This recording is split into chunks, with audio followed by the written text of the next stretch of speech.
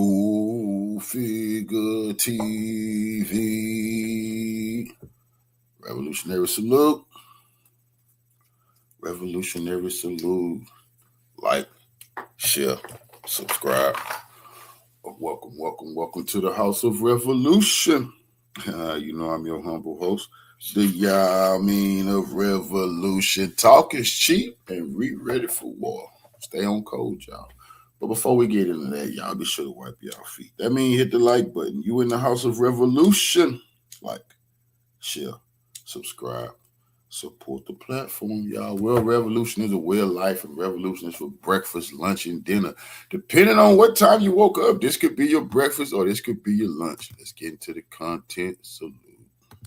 Family and fellow soldiers, I'm the professor, and this is the moment of truth. The defendant was on the wrong side of the field. He was under an awning, apparently to shield himself from the rain, but that was another team's bench, and he had no business being there. Even if he was from the same school, he had no business being there.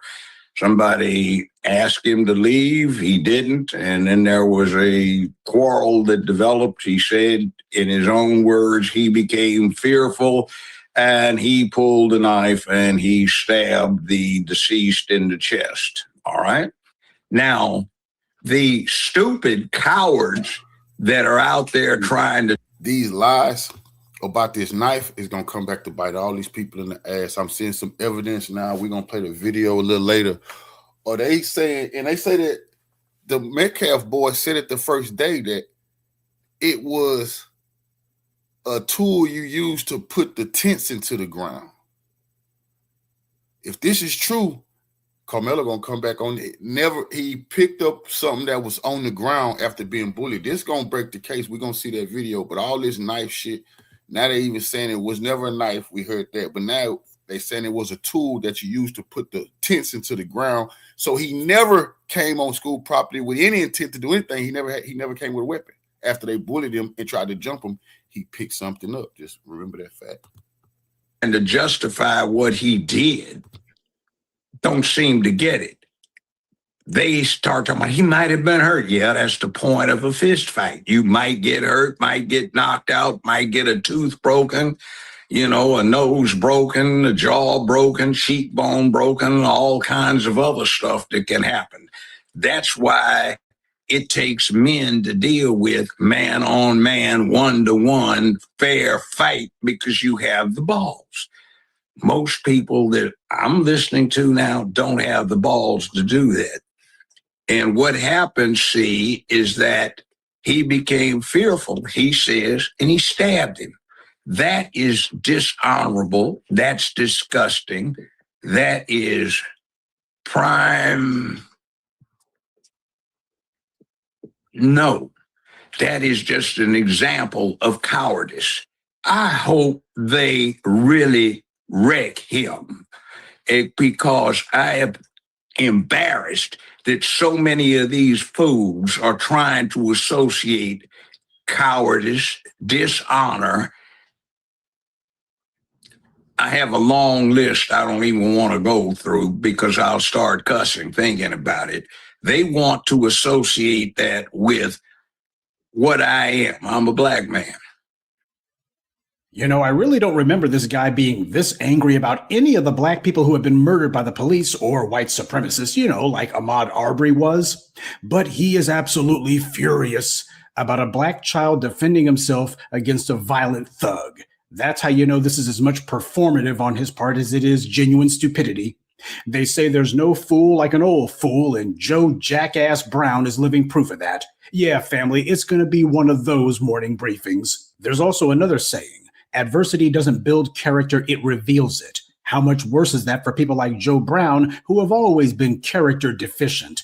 He's a self-hating sellout, and if you disagree with that, then you're too dumb to be here.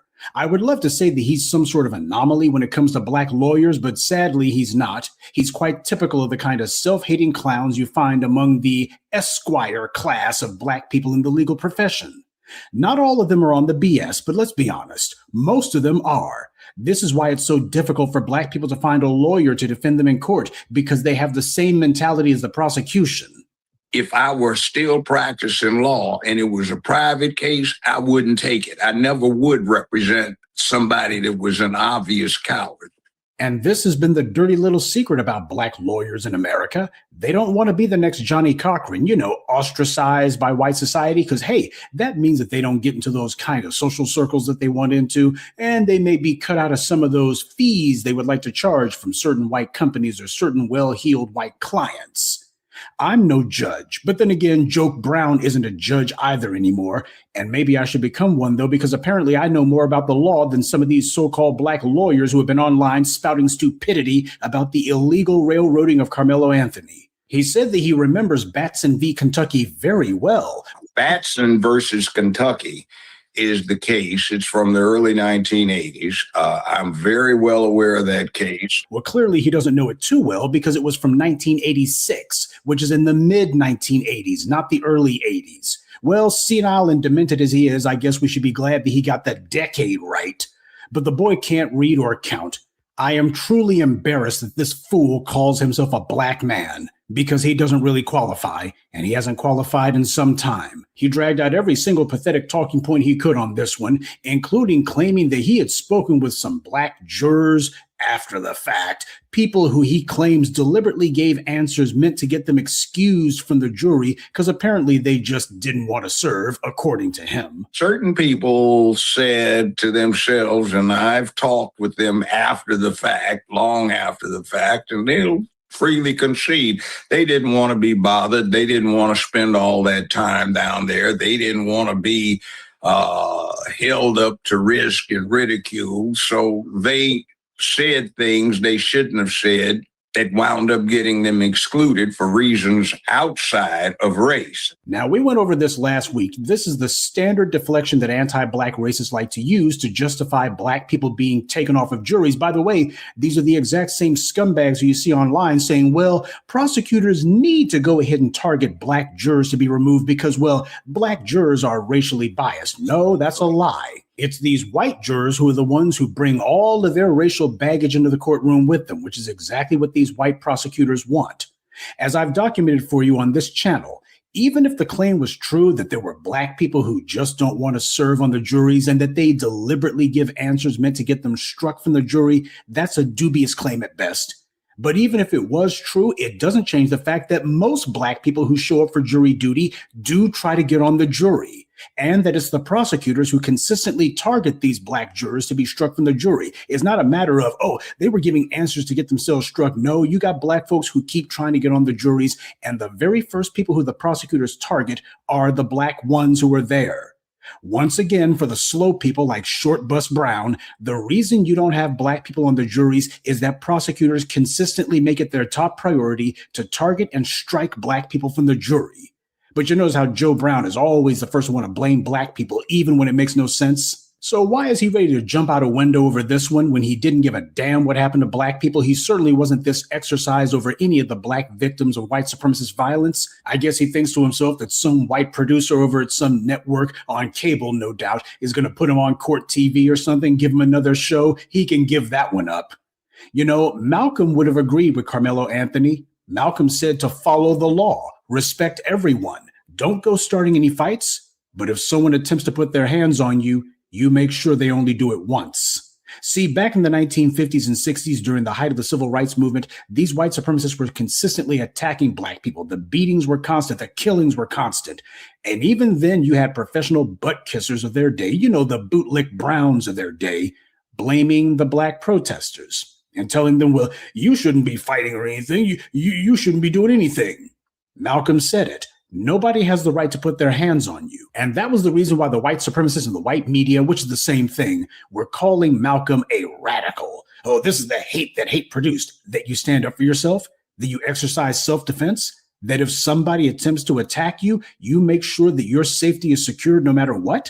That's radical? Yeah, because it's black people. Anything that black people do that's meant to empower themselves, to safeguard themselves against white supremacist attacks, that's radical. They murder black people for just walking down the street like Elijah McClain, and I didn't see Joe Brown getting all worked up like this over that child's murder. When trash like Bernie Goetz can gun down 4 black teenagers who didn't lay a finger on them, when garbage like Daniel Penny can sneak up behind someone and deliberately strangle them to death, and when walking feces like Rick Chow can chase and shoot a black teenager in the back, we're way past talking about fist fighting at this stage, because this has been going on for decades. Black people understand that these anti-black racists are not trying to fight with their fists. So now you got black folks who are saying, okay, fists are out. And you can tell by the way this guy's talking, he's been spending a lot of time basically doing the "I'm the good Negro, massa, don't take away my TV show, I's the good Negro." You can tell he's been running that game for the longest time, and that's who he is at this point. You see, this is why in the nearly 20 years that I've been posting content on this platform, I can't remember any time that I posted a video that ever mentioned Buck Dancing Brown's name. When he called himself running for political office, you'll notice that I didn't even give that scumbag so much as a retweet, didn't mention his name for anything, not even to say, don't vote for this clown. And sure, he may have occasionally, when asked about this or that issue, he may have occasionally said 1 or 2 things that people could actually agree with, kind of as a fluke. But the truth is, Joe Brown has taken a number of positions over the decades that nobody would ever side with. He's gotten things wrong a hell of a lot more than he's gotten them right. And now at this point in his life, every time he opens his mouth, something stupid falls out. After his defense of Daniel Penny, he has no intellectual honesty or moral courage to speak to black people, period. That bastard went on a doggone tear, just posting nothing but open-hearted praise for a cowardly murderer. And this is the guy that he wants to call a man. He's calling him honorable and all the rest of it. The bastard snuck up behind an unarmed person on a train, somebody who he outweighed, outmuscled, all the rest of it, strangled the guy to death with other people saying, hey, let him go, let him go. And he refused to, even with other people saying, hey, you're killing the guy. They knew what was happening, and so did he. But bootlicking Joe Brown, he didn't see a problem with that. Why? He thought that was completely and thoroughly called for. There was no disproportionate force on that one. Oh, no, that wasn't a problem at all. Tells you where his mentality is. This clown is self-hating, period. And that's the reason why, even if you agreed with him on things, you could never really actually embrace this idiot, because he got so much else wrong. You're like, you know what? I just can't. There's no way I can. Just can't.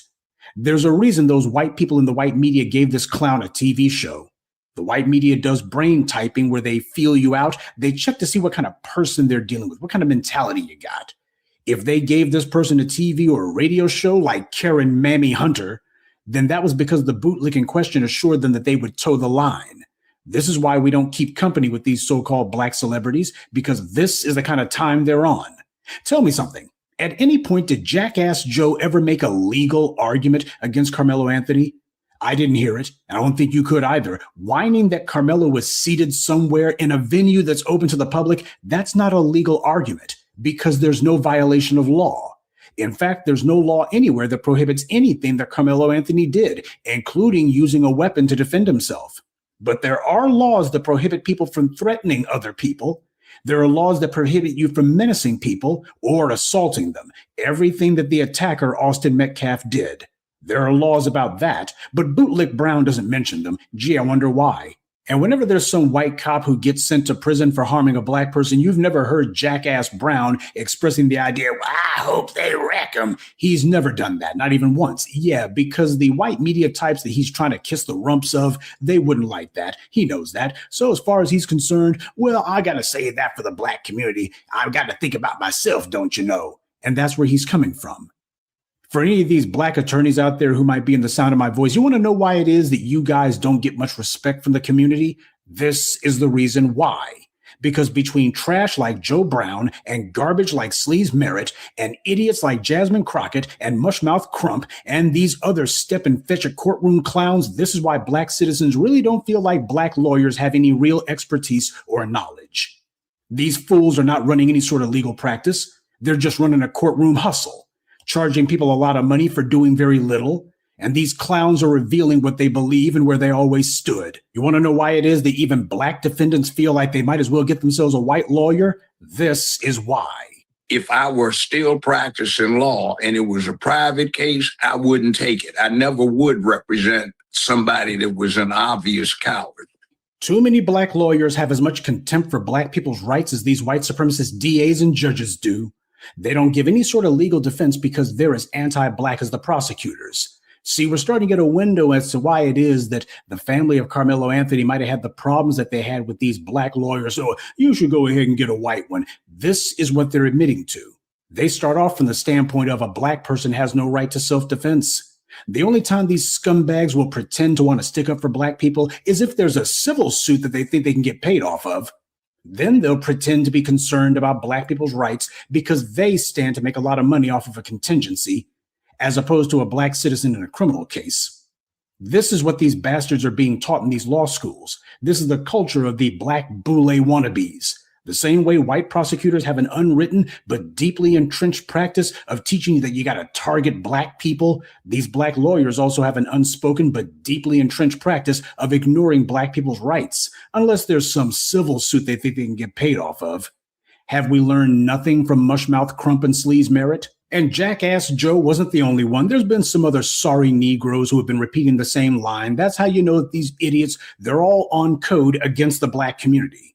If someone calls themselves a lawyer, but then attacks a black person for defending themselves within the bounds of the law, they're just a coward in the courtroom. The law is on Carmelo Anthony's side, but what's not on his side is the legal system. He should never have been arrested, never been charged, and never been convicted because he broke no law. Austin Metcalf was the one who broke the law, several of them. But notice that nobody ever tries to defend that overgrown thug. Notice that Jackass Joe wasn't defending Austin Metcalf because he couldn't. Nobody ever tries to say, well, Austin Metcalf was in the right. He should have been threatening that boy. You got every right to threaten somebody. Those bleachers belong to him, don't you know? He had the right to run somebody out of there. Those were his bleachers. They don't say that because they can't. Nobody even tries to lie and say that Metcalf had the right to act the way that he was doing or to speak the way that he was speaking. Instead, they just want to focus on Carmelo Anthony, who broke no law by being there, who broke no law by warning the violent thug Austin not to approach him, and who broke no law by using the amount of force necessary to secure his safety. Any of you black lawyers out there who consider yourselves to be on code, you look at the so-called black lawyers who feel bold enough to speak on this. These creeps are all against the black right of self-defense, and you get plastered with that brush for saying nothing. Because you don't see the white lawyers out there saying that a white person should go to prison for killing a black person in self-defense. They don't do that. It is cowardly to be defending a blatant racial standard. Everyone gets bold about attacking black people for daring to exercise their rights because they know that there's no penalty for doing so. In fact, white supremacy incentivizes and rewards people for spouting anti-black sentiment and even committing anti-black violence. And there's a whole lot of sorry Negroes lined up, desperately hoping they can get some crumbs from Massa's plate of butter biscuits. This is what you expect from somebody who praises the cowardly killer Daniel Penny. And sure, he contradicts himself, but it doesn't matter. The audience that he's performing for isn't a black one. It's a white audience that he hopes sees this. Surely he thinks to himself that there's some white producer somewhere, maybe on CNN, certainly on Fox News or Court TV or what have you, and that they'll see him doing this quote unquote hot take and they'll put him on the air just for a segment. That's what he's doing this for. I can only assume those residual checks from his TV show must have dried up. I hear he's out here hawking some barbecue sauce these days. Well, I bet it goes great with butter biscuits. Remember the case of the brutal beating that a black girl sustained at Shawnee Mission East High School in Kansas a couple of years back?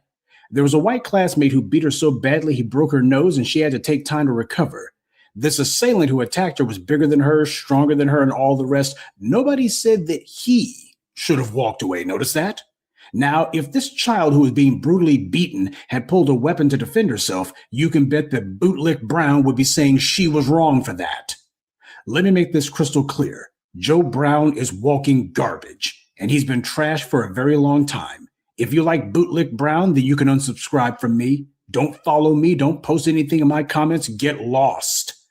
As Dr. Joseph Ben-Jochannan said, if you're with that bastard, then you're not with me. And speaking of things he's not a part of, he's not on TV anymore. He doesn't really have anything going, to be honest. And yet, look at what he's doing. Talk about going out sad. He's out here bootlicking and kissing white supremacist rumps like he's getting paid $1 million a day. And he's doing all of it for free. Not because he thinks that he's going to get himself another TV show or finally break into politics. He tried and failed to do that. He's doing this because this is what he's always believed. He has nothing but contempt for black society. He always has seen himself as being better than the rest of Black America, when in reality, he's part of the problem. This is why, as the Black media, we constantly tell you not to let your heart go pitter-pat just because some Black celebrity occasionally might say something that you happen to agree with. They talk all the time. A stop clock is right twice a day. I always make sure to point out that Black celebrities only think of Blackness in personal terms. They have nothing but contempt for the Black community. Their idea of Black is specific only to themselves. They're not with us. Jackass Brown belongs in the same pathetic company as other self-hating Negroes like David Clark and Clarence Thomas. Bootlick Brown is just that low. This old coot talks about honor. That's a word he doesn't know the meaning of. Keep in mind, America is not an honorable country, and people like Austin Metcalf are not honorable. When you threaten people, when you start menacing them and you attack them, that's not honorable behavior. This decrepit bastard, though, he praised Daniel Penny of all people, someone who snuck up behind an unarmed man who had not attacked him or anyone else and then strangled him to death. That's not courageous. It takes no courage to sneak up behind someone, especially when the person's smaller and weaker than you. That takes no courage, and it's not honorable. He was a coward. What was honorable about anything Daniel Penny did? Did he actually face Jordan Neely face to face? Of course not. He snuck up behind him like a coward. Carmelo Anthony didn't sneak up behind his attacker. He warned his attacker not to come any closer. And then when he actually fought him, it was face to face. That is honor. That is moral, and it's honest. He did not come up to the guy and say, "We're going to fight." Instead, he said the opposite. "Let's not fight. But if you decide that you're going to try to bring a fight to me, I'm going to do whatever I have to do to protect myself." Austin Metcalf thought because he was bigger than Carmelo Anthony, he thought to himself that he could be a bully. He found out that he couldn't. But of course, Bootlick Brown never addresses Austin Metcalf's behavior. It's completely and thoroughly overlooked when he was the one who drove this entire tragic incident. Morality, honesty, these are concepts that Bootlick Brown doesn't care about. He praises a cowardly murderer like Daniel Penny and condemns an honorable young man who did everything that he could to avert a conflict. There was no way that Carmelo Anthony could have been more restrained than he was. He showed ultimate restraint beyond all reason, certainly beyond the law. But we know this wasn't about law, it was about race. This is the final verdict on Joe Bootlick Brown. He's doing this mess because he cares about the opinion of white supremacist society more than he does the right of self-defense for Black people.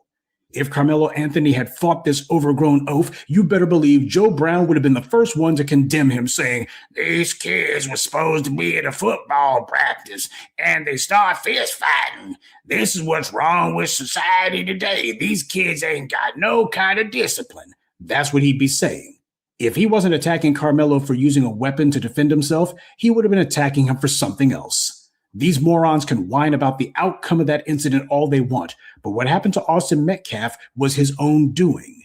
He was the person who caused the entire incident to happen. He kept instigating and escalating the situation until it went where it went. There wouldn't even have been an argument, much less any bloodshed, had it not been for Austin Metcalf. The outcome was all his doing. When you choose to start a fight with a complete stranger, you can't dictate the consequences, which is why the law says you're not supposed to do it. You know, the law, that little book of rules that says it's illegal to threaten someone or to menace them, which is what Austin did when he stormed up in Carmelo's face, and you certainly can't lay a hand on him. That's assault and battery.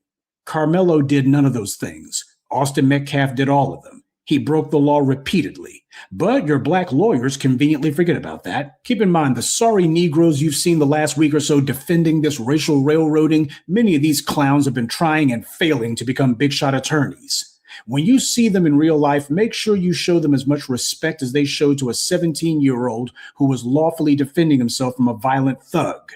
Corey Pujols defended himself and his co-workers against a racist who had raped children, by the way. John White protected his family against a teenage white supremacist mob, and he was maliciously prosecuted and illegally incarcerated. Anyone remember how Joe Brown praised John White for protecting his family like a man? Me neither. And the reason that Carmelo Anthony is getting the support that he's gotten is precisely because of all of these other incidents where assaults and even killings have been allowed to go on with no legal repercussions. Unless the laws are equally applied, you're a coward and a liar to tell Black people that they were convicted for violating the law. Without the laws being equally applied, the laws have no legitimacy. And without legitimacy, you can't act as if the laws are valid. But that's what these Black lawyers are doing. They're auditioning. They're hoping some white person in the media or in this or that political party is going to notice them and throw them some crumbs. That's the only reason to be out here ignoring the facts of the Carmelo Anthony self-defense case and lying by omission. He had every right to be where he was. He had every right to stand his ground. And once he was attacked, he had every right to use whatever level of force necessary to secure his safety. He warned the attacker not to touch him. Once that line was crossed, the consequences were the consequences. Had Carmelo been white and Austin black, the same pathetic bootlick jackass Joe Brown would be saying, "He came down them stairs and attacked that boy. What did he think was gonna happen? This is why the hood is so violent today. People need to teach their boys not to go starting fights with strangers. You attack someone, you've accepted the risk that they may be armed, so you need to keep your hands to yourself." That's what he would be saying. And we all know that's what he would say because any piece of walking feces who's perverted enough to defend the cowardly murder of Jordan Neely is someone who'll defend any act of anti-black violence. The entire point of stand your ground laws and concealed carry laws and open carry laws was meant to embolden white supremacists to carry out killings of black people. It was meant to encourage that. These were supposed to be the legal framework by which ordinary white supremacists on the street, like Chud the Builder, could just run up on a black person, instigate a confrontation, and then kill that black person and turn around and say, "I was just standing my ground with my legally carried weapon." But they never intended for any black person like a Corey Pujols or a Carmelo Anthony to invoke those laws. And they do everything they can to selectively prosecute and imprison black people, no matter how justified the circumstances. Because this is not about law. It's about the same thing it always is: race. This is why as black people, we have situations where we want to file lawsuits. We want to go to court to fight for our rights. But when we look around for a black lawyer, we see them trying to play the game of ingratiating themselves with white society. Jasmine Crockett bragged about being a lawyer. And what the hell has she ever done for anyone, anywhere, at any time?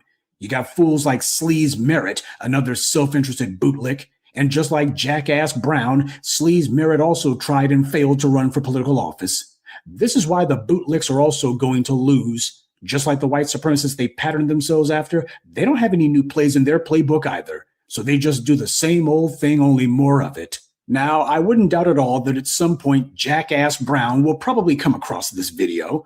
He's barged into the comments on my Twitter page in the past, so unlike the cowardly punk bootlick Brown, I don't tell lies of omission, and everything I've said about him are facts. He doesn't need to try to explain the garbage he said because it's indefensible. I don't know what people in the white media or white government he's desperately been trying to impress, and I don't care. This latest reprehensible rant that he went on, this was just the final nail into the coffin of whatever ragged tatters of a reputation he might have hoped to salvage. But it's far. I want to thank our revolutionary queen, Yaya's kids, for the donation that she made to Carmelo Anthony and she made to the platform on behalf of the revolution. Revolution is a way of life. I absolutely appreciate you, queen. Salute. As far as I'm concerned, it's like warriors used to say, he's on our side, but he fought dishonorably. You do what you want to do with him. We have no part with it because we cannot be associated with dishonor and cowardness.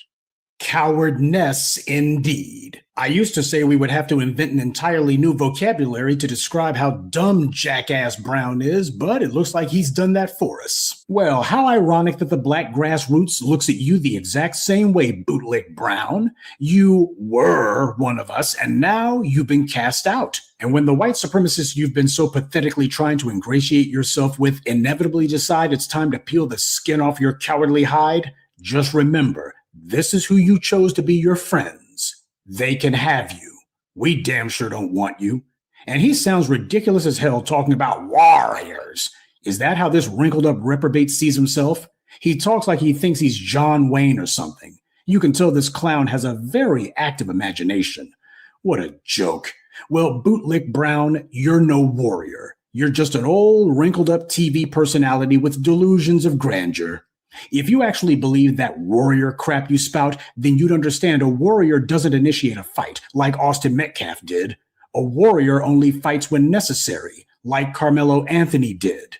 A warrior also respects his opponents so long as they don't attack him. Austin Metcalf showed no respect for anyone, certainly not for a young man who hadn't done anything to him. A warrior doesn't run around threatening complete strangers and starting fights for no reason. Austin Metcalf did, and he was not honorable. And a warrior must be prepared to die at any time, right? Ain't that the warrior ethos? I mean, if you're going to be saying that warrior claptrap, you got to stick to all of it, right? So do we accept that as the cost of being a warrior? Because Bootlick Brown is imitating these white media types that he so desperately wishes he could be one of. He's trying to do the same thing they always do. He wants to pick and choose when his words are going to apply. When he thinks it's to his advantage, well, it's supposed to be like this, and the rest of the time he ignores it. And that word warrior, it doesn't even sound right coming out of his mouth, and I'm talking about more than his slow as hell drawl. Bootlick Brown could never be a warrior, not as a young man, nor at any point in human history. Because someone like him, he would be the first one to surrender to the enemy, or he would be the first to collaborate with them. And with this latest disgraceful display, he's done both. These racists would never and have never said of any white supremacist, he's one of ours, but he fought cowardly, so, you Negroes can have him. They always circle the wagons for these white supremacist attackers, like Daniel Penny, who snuck up behind someone half his size and strangled him to death, and who Bootlick Brown praised. Carmelo Anthony didn't do that. He fought his attacker face to face. But this is what this piece of walking excrement called honor. And every time this degenerate dares to call himself a black man, it removes a ton of credibility from a cowardly scumbag who didn't have an ounce to begin with. Court's adjourned. Good day.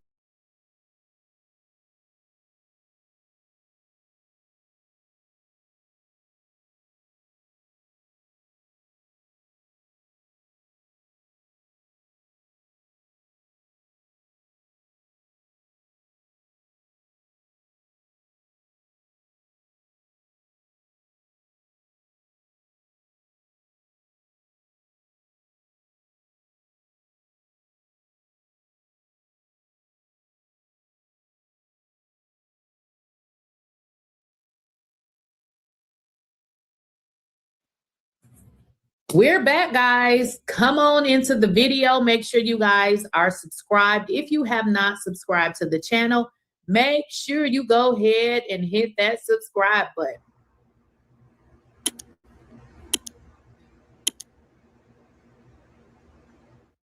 Another thing, you want to make sure you guys enable your bell notifications. When you enable your bell notification, you will not miss out on a video. Now we're going to get quickly into this information because we have been talking about Carmelo Anthony. And before I get into it, a lot of you guys have donated. I check it periodically. Let's see. We got a total of 33 people that have donated. So that's good. And it puts us at about $2,093.22. I think that's great. It hasn't even been up for 24 hours. Now, keep doing that. If you go to my community tab, you can donate. And actually, let me just quickly share that with you guys really quickly, because I don't know if you saw it. Some people may not be familiar with the community tab. If you are not familiar with the community tab, I'm going to show you where you can find it. All right, so just give me a second, because also, guys, don't feel like you have to donate something you don't have. If you only got $5, donate the $5. It is what it is.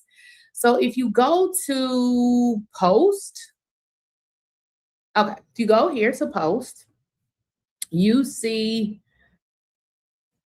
it's right here. And actually, I'm just gonna copy it and paste it into my browser, because for whatever reason, when I click it, I don't think it. Okay, so I gotta unshare now and reshare. So I have it in my community page. Okay, this is the website. You just hit donate. The good thing about this is, it's set to 25. It's set to 50, 100, 250, or 500. But let me show you guys something. You can say, let's say you don't have 25. You can say $10. So you can type it in there, just so you know. You can just type it in there. Obviously, you're going to go donate. The great thing I love about this site is I mean, you can have a credit card, but let's say you don't have a credit card. You can use Cash App. You can also use your bank. You know, you can connect your bank. You can even do Klarna, whatever that is. So I think this is great. Okay, so it's a great little feature. Unlike, you know, some of those crowdfundings, I think you can only have a credit card with that. So glad to, you know, be able to have had that up and got that done. So I feel accomplished. Okay. I did go over to TikTok because I'm usually over here on YouTube. I really don't ever get an opportunity to go to TikTok. But I'm going to start being a little bit better about that. Today, I was extremely tired. So it made sense. I said, let me just go on TikTok because, you know, TikTok is more short form where you can do like the 1 minute, 60 seconds, 15-second little clips. I mean, you can do it over here too, but you know, YouTube is more so for the long-term content. I'm sorry, the long form content. Now let's get into it. We've been talking about evidence that's been suppressed. I mean, guys, we've been looking and watching this whole case and we wasn't even in the court and we're like, no, this is some bull. Long. Revolutionary salute to our brother Scotty T. Scott for the donation to the war chest. Revolution is a way of life. Absolutely appreciate the love, family. Salute.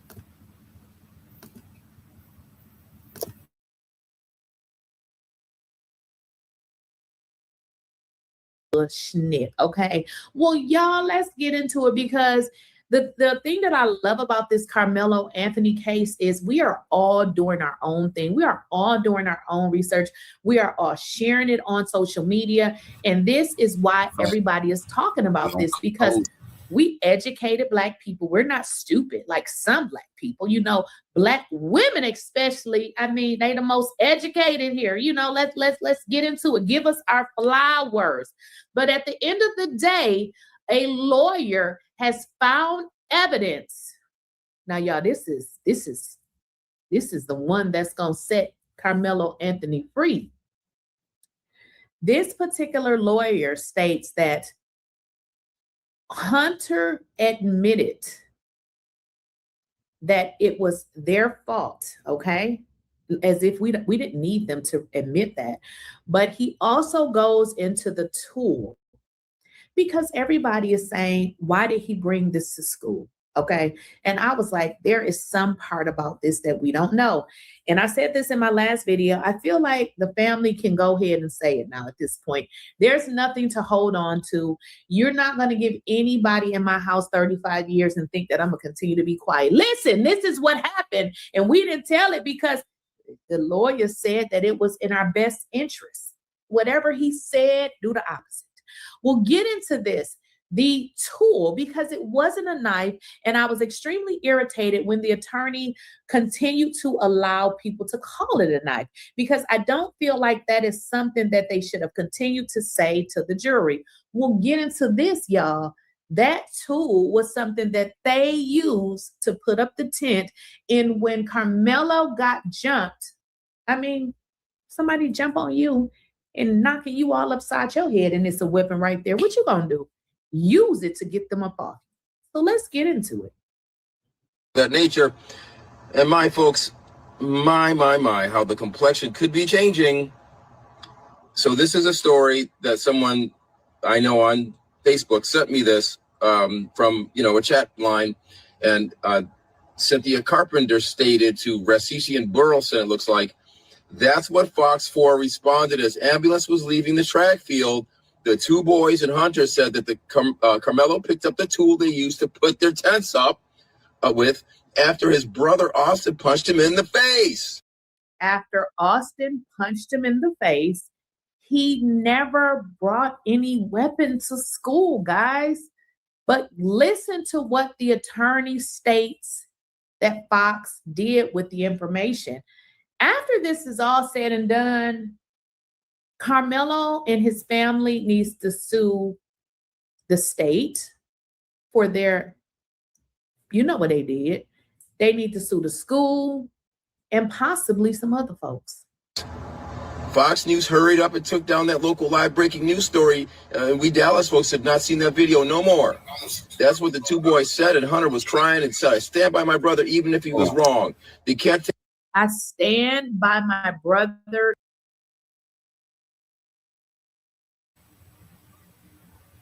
Revolutionary salute to our long-time channel subscriber, but our new member to the House of Revolution, Leonard Washington. I appreciate the love, soldier. Thank you for helping me keep the lights on here at the House of Revolution. Salute, family. I appreciate that. Even if he was wrong. Well, you know your brother was wrong. You know that your brother was wrong. Take that away from us Dallas residents. We haven't forgotten that. People, please, anybody who has seen this, we need you to come forward. And I mean like now, okay? And, it's the same missing video that they're pulling on us, with regard to the whole incident, right? Exactly. This is believable because everybody that's coming forth that saw the video, these people don't know each other. But if you listen to their story, although they use their own choice of words, the stories are all the same.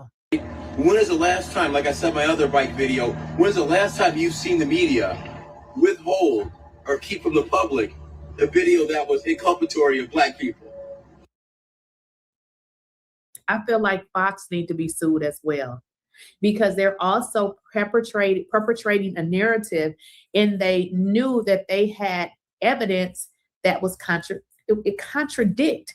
Just like these interviews that Austin has done where he said, me, we, us, we both approached him. Come on now. Sure, right? When I got indicted, it was complete bullshit and I beat it. They ran, I did voir dire when I was in the NAACP legal chair. It was complete bullshit, right? I went through voir dire and then they ran away like a puppy that peed itself, right? And they all crossed the charges, all that stuff. Just crap. But I was on the front page of the newspaper and I hadn't even been contacted about it. That's how they do you. That's why when I saw this case come up, I'm like, I gotta fight for this kid, right? So now we're back to this trusty old beat up suitcase, right? Pepper, you want a treat? Okay, so, all right, check this out. If that's true, right? Here you go. If that's true, then how do you not put him on the stand, Mike Howard? Okay, because listen, you know damn well, Carmelo has virtually spotless background. All right, nothing that would be overshadowed by anything that's going to come out on cross, right? From them, right? So you gotta miss me with that, man. You cannot just put a regular case on, especially with a Black person in America. You can't just go that half step and say I've got home. I got second base, now I'm home. I can coast on through because I discredited a couple of their witnesses while I allowed testimony. Let's not get into that. But you can't just do that. You got to go the extra mile because we're Black. This case gets more and more interesting every single day. But I felt in my soul that he did not bring this tool. I kind of felt like if he had it, it was because of another reason. Because it doesn't make sense. They already said he didn't know these guys. I think they may have knew of each other, but he didn't know them. So what would have been his reason for having this weapon other than he had maybe did something before, had it in his bag, camping, whatever they needed it for, but he did not bring any weapon to do something to somebody he didn't even know. That makes absolutely no sense. Now, this story makes a lot more sense. They use that tool, and I really wish people stop saying a knife, because I think if we can stop calling it a knife and call it what it is, which is like a multi-tool sort of a thing. You can do various different things with it. I've heard some of you guys say clean your cleats. I know you can use it to, for bikes and different things because I've had one before.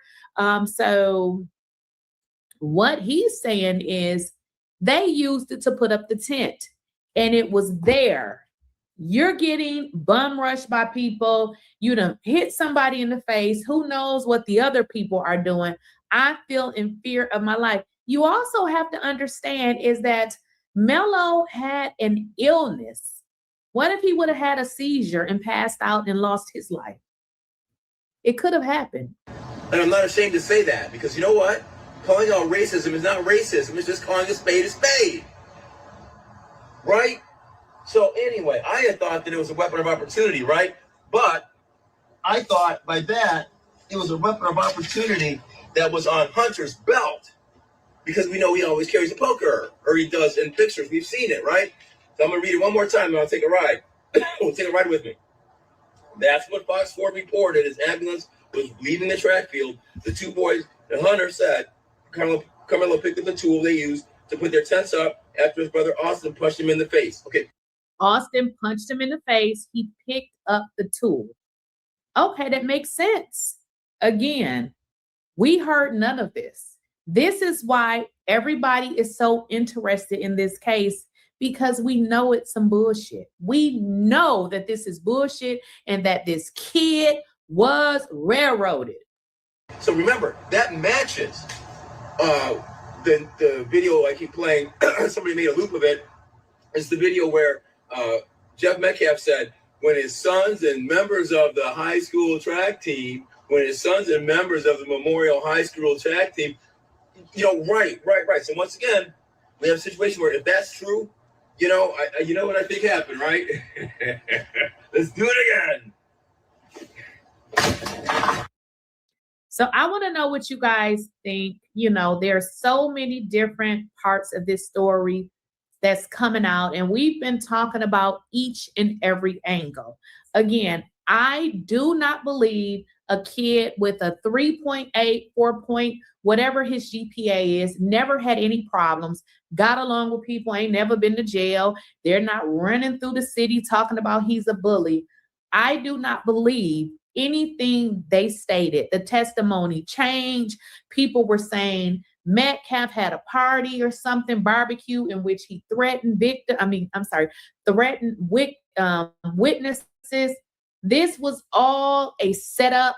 We gonna put this on the black boy, okay? We gonna make him responsible for this. Somebody said in my chat, and I really believe it, I believe the reason Hunter looks like that is because he knows that he's lying and he's not telling the full truth. And I feel like it is really getting to his conscience. But y'all let me know what you guys think in the comments. Don't forget to like the video. After the video is done, I would appreciate it if you hype it up, subscribe to the channel, enable your bell notification. And if you can donate $5, $10, anything helps. You got to understand, we're looking to get everybody to donate. So don't feel like, and please don't give what you don't have, but I will catch you guys in the next video. Yeah. Okay, I'm listening. Go on. Yes, I'm typing it all down.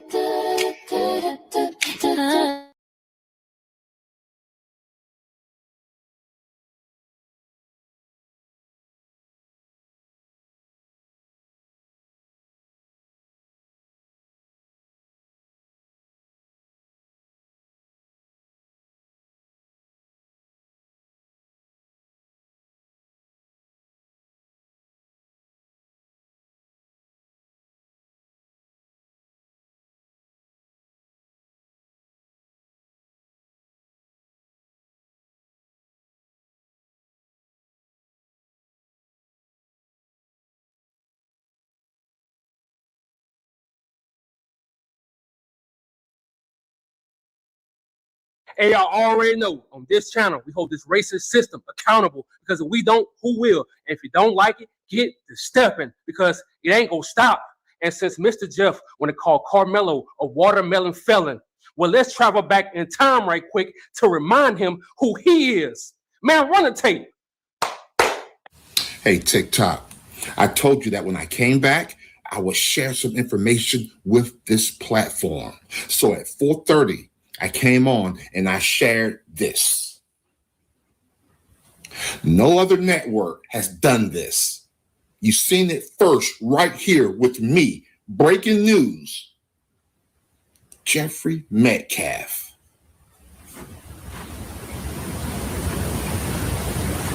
I broke it to the internet. Now, if you see it anywhere else, just know where they got it from. They got it from me. No other news network, no other TikToker, no other creator has this. In 2011, Jeffrey Metcalf was arrested for SA. Those twins was 4 years old at the time. Shortly after that, the mother, Megan, packed up those fucking twins and got the fuck out of that house.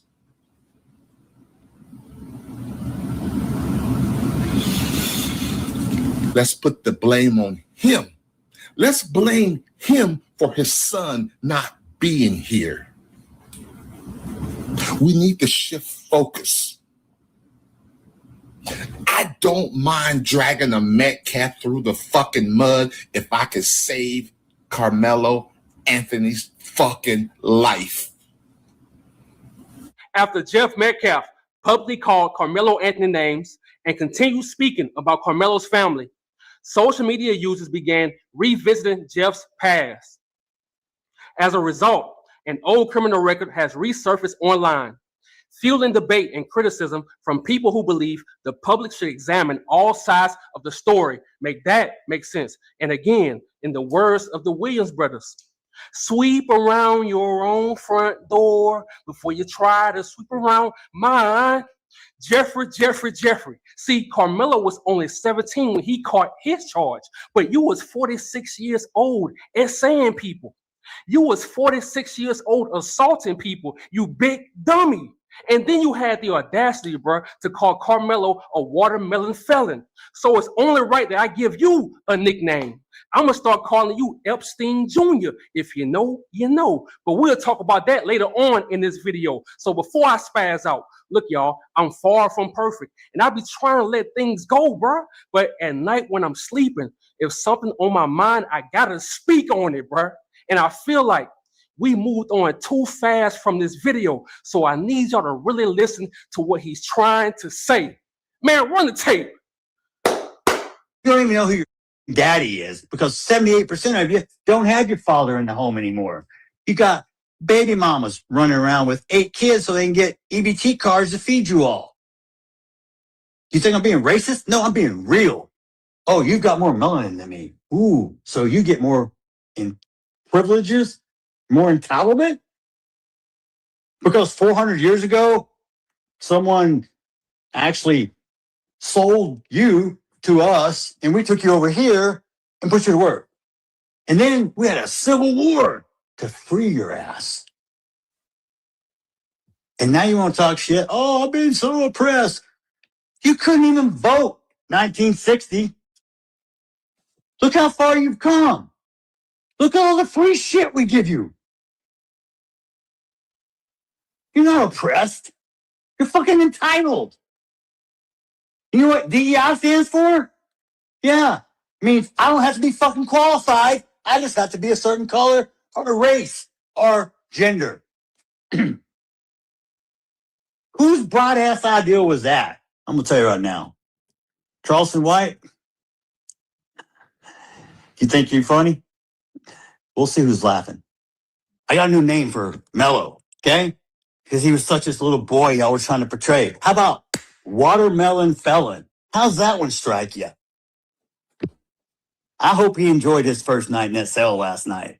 Because he's going to have many nights to think about what the fuck he did. According to CDC data, Black fathers are among the most involved fathers in America and often remain highly engaged with their children, even when they do not live in the same household.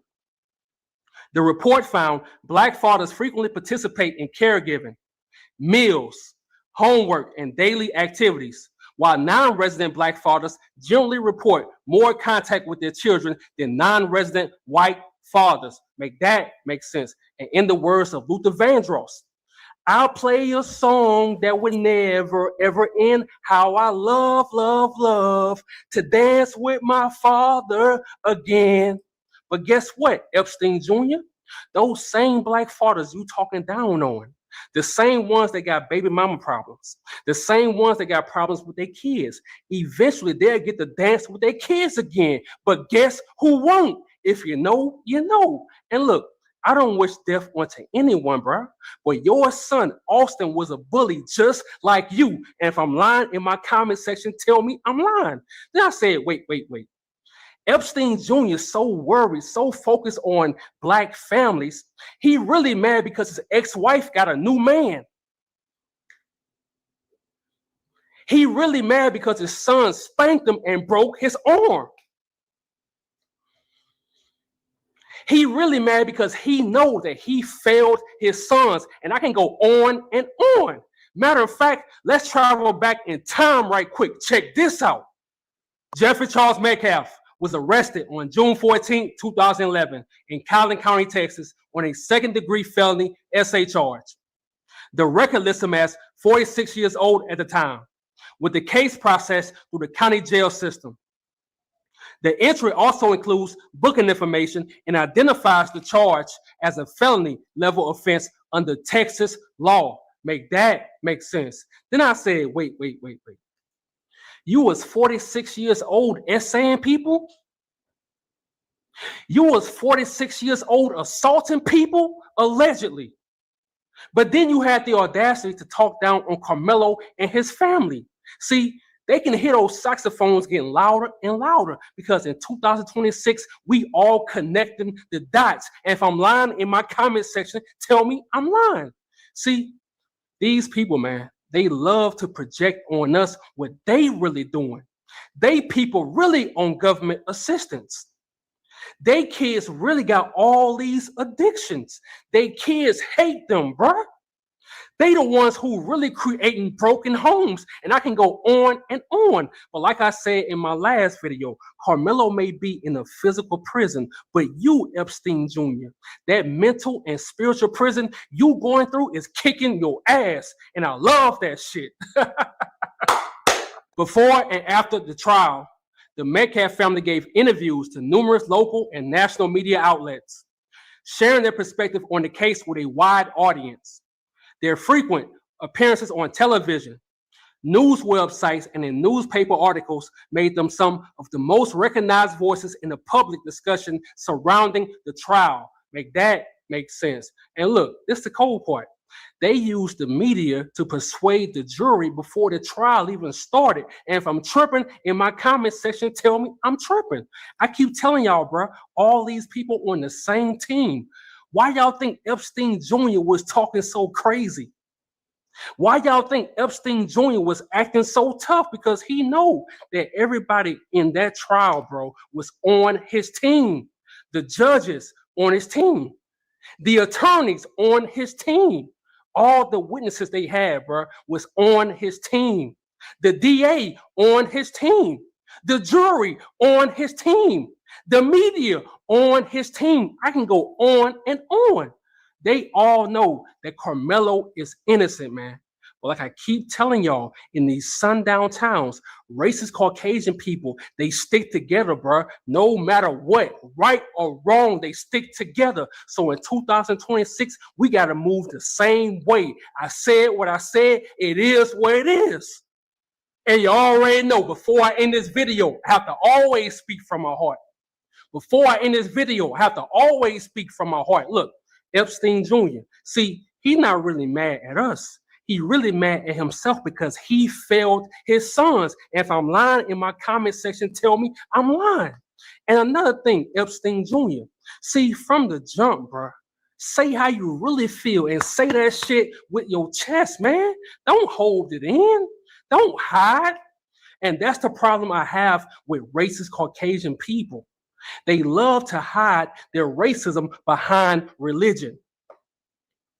They love to hide their racism behind Jesus. They love to hide their racism by calling themselves Christians. They love to hide their racism behind the media. They love to hide their racism by saying, oh, we the victims. And I can go on and on. So to my people, if you have a platform, bro, it's up to us to always speak up for our people. It's up to us to always bring awareness for our people. I don't care how many subscribers you have. I don't care how much money you have. I don't care how good you think your life is going. You have to always speak up. You have to always be a voice for your people, bro. Man, free Carmelo until it's backwards. I'm out, bro. But before I go, ain't it crazy how Caucasian people have white fatigue also? Man, run a tape. If Carmelo Anthony had been white, not only would he have not been convicted, there'd have never been charges. This is Old Texas Paul. Hope your coffee's as good as mine. Well, I hope it's better. I really do. Whole thing was a goddamn tragedy, and it was started by the kid that died. But if Carmelo Anthony had been white and the other kid had been black, these same people that are calling Carmelo Anthony a murderer would be celebrating him all over social media as standing up. Yeah. Young man, 14-year-old man by the name of Carmack Belton was his last name. Was chased down in South Carolina. Chased. The guy had to chase him and shot him in the back. Guy that shot him was white. Belton was black. That jury said self-defense because he was white. The only reason Carmelo Anthony was convicted was because we are a broken, fucking, bigoted country, and Carmelo Anthony was black.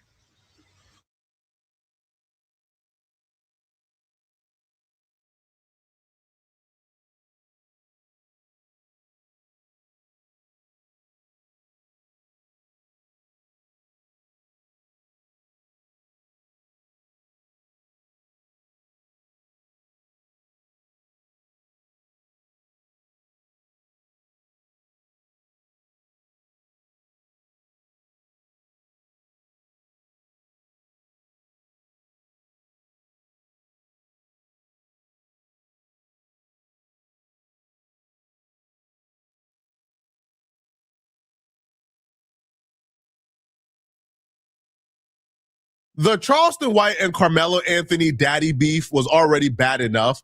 It was one thing when Charleston White went crazy on them publicly, alluded to them stealing money, when he posted like the Carmelo Anthony watermelon felon shirts. That was bad enough. But Charleston White just took it to a level that I think is disgusting, and I can't support it. Even though I like Charleston White, nah, you don't do this, bruh.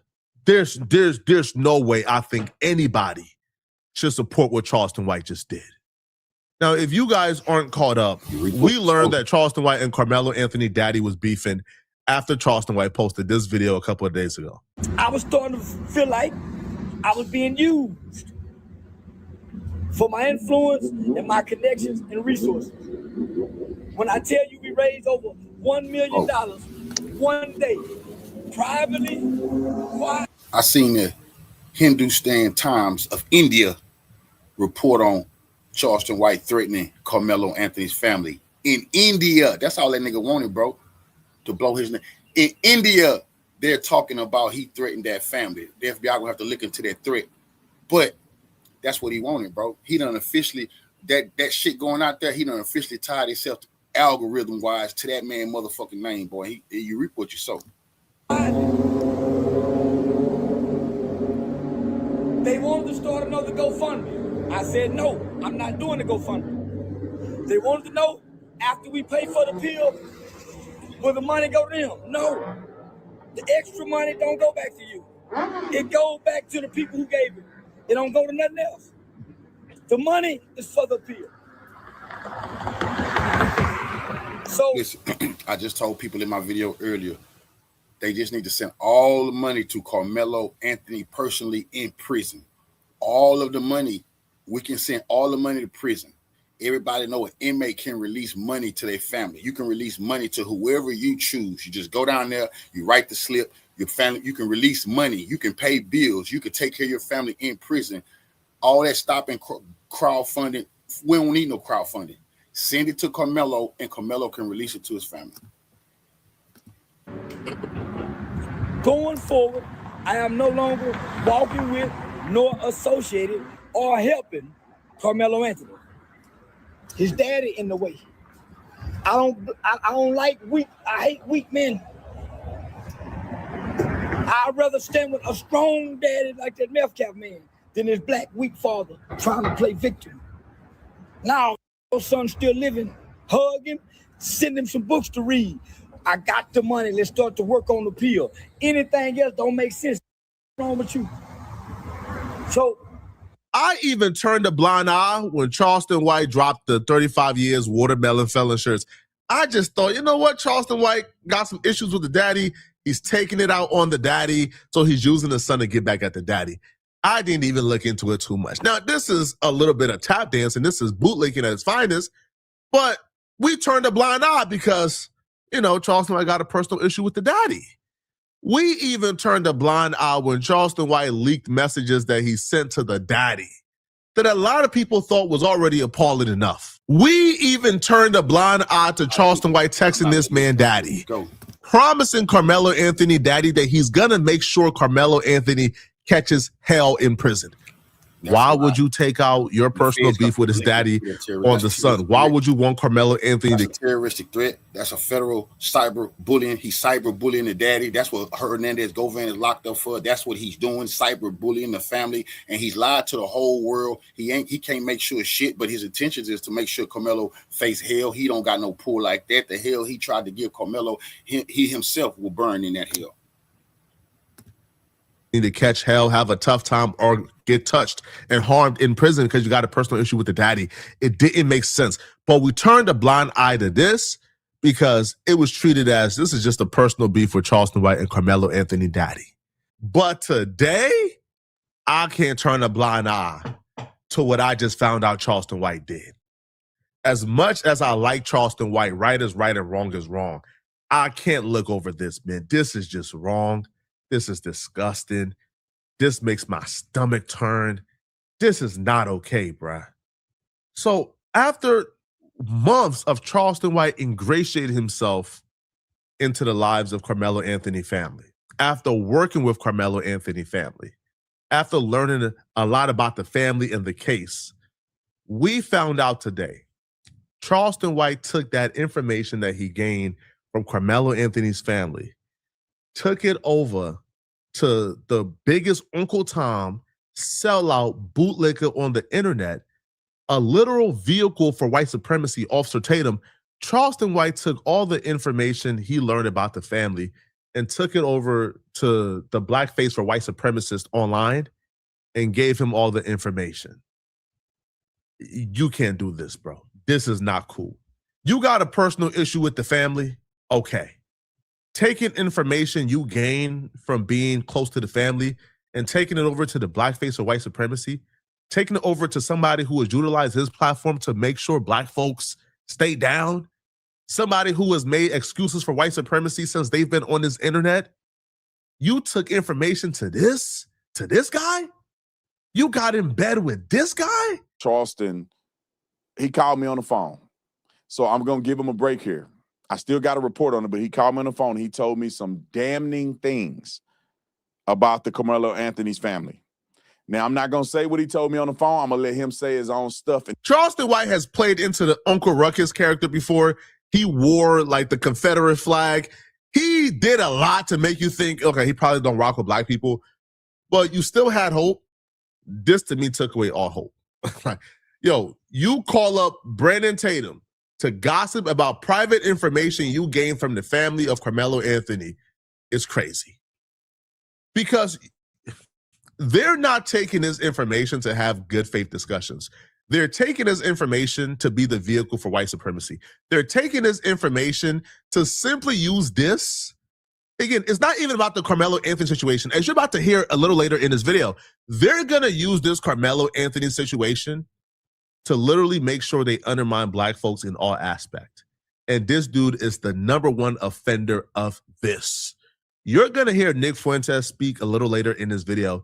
And even from Nick Fuentes' perspective on his Carmelo Anthony situation, he brings up things like Emmett Till, and you begin to understand, or what the play is, you begin to understand how they're going to utilize this Carmelo Anthony situation to undermine black folks in all aspects of society. And Charleston White getting in bed with people like Brandon Tatum, to me, is just cool. You know, it was divine. It was meant to be. It was written. And we're going to use it to galvanize our people, get on code, and display revolution like they ain't seen since the 60s. We ain't tripping, bro. This is just treason. This is something, it's unforgivable in my opinion. This is bad. Should have did it, but they wanted to be about race so they can raise money and play the victim, because that victim stuff don't work on people no more. It's not 2020. There's no George Floyd in no more. That we done already caught onto that grift. They should have made that boy take the stand and had him cry and do whatever he need to do on that stand to humanize him. But these people, in my opinion, are looking for get rich quick coming uppins. They want to come up off of that boy's death. His own family, in my personal opinion, was, and I think they were misguided. But these other fools that be joining in and want to be social justice warriors. See what I mean when I say this is not even about Carmelo Anthony. This is just their eagerness to use this situation to undermine and erase all progress that we have made over the last couple of years, right?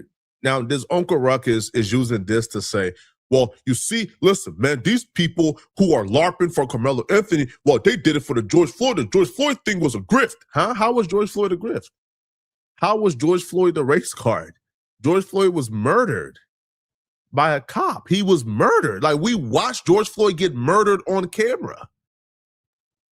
But because of Charleston White, giving these people this ammunition, going to the family, gathering secret details, gathering intel, and then coming and giving the intel to white supremacists, now they can utilize the info that Charleston White gave them to undermine the progress that we have made over the last couple of years. And I think that's wrong, right? And it's more wrong because I don't even think Charleston White gave the family that much help. Like, Charleston White will claim that he raised $1 million for the family in a day. Where is the $1 million? The family hasn't seen it. Now, Hassan Campbell will go off on Charleston White because Hassan Campbell would also accuse Charleston White of lying about the amount of help he gave the family. It felt like this was the plan from the very start from my perspective. It felt like Charleston White got in bed with these people to grab intel knowing he was going to turn on them, because this just don't make sense to me, bro.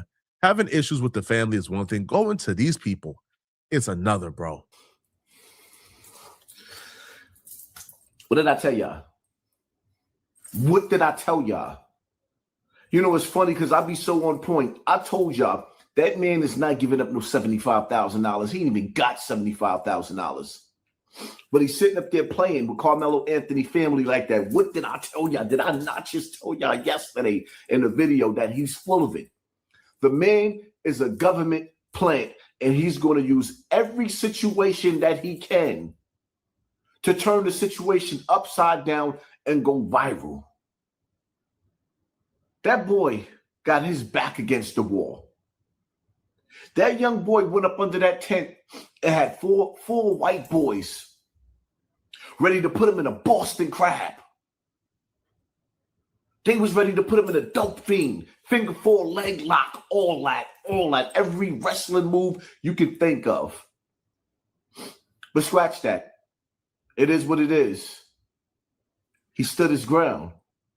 Oh, you mean to tell me they got a law that you can stand your ground that protects you when you're protecting yourself? But that law didn't work for that young black man. But scratch that.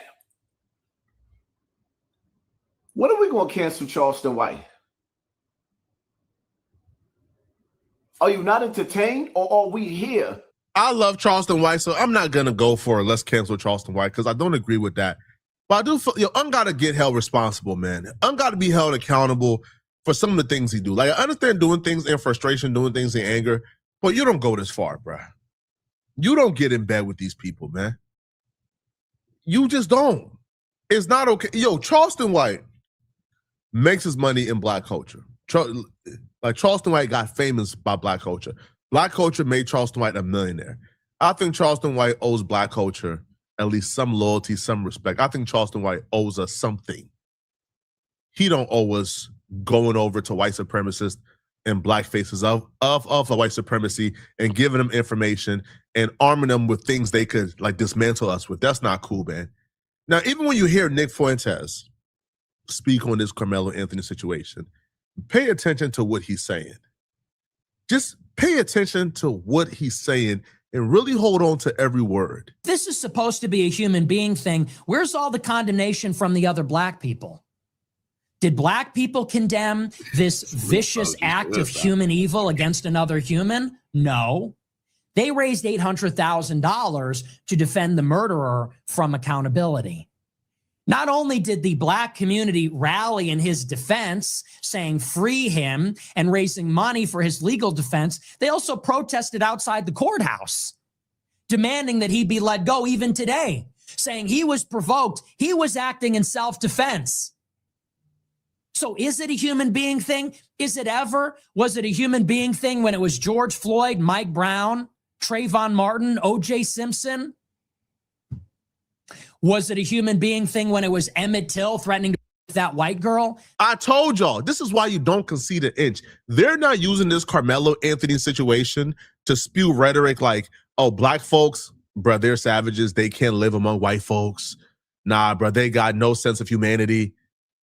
Again, this is just generic white supremacist talking points they've been regurgitating. They're not using this Carmelo Anthony situation to reinforce the regurgitated talking points. They're not using Carmelo Anthony to say George Floyd was justified, Trayvon Martin was justified, and oh, by the way, Emmett Till was justified. This man just used Carmelo Anthony to say that Emmett Till actually caused his death, that Emmett Till was the perpetrator and the white woman was the victim. Emmett Till.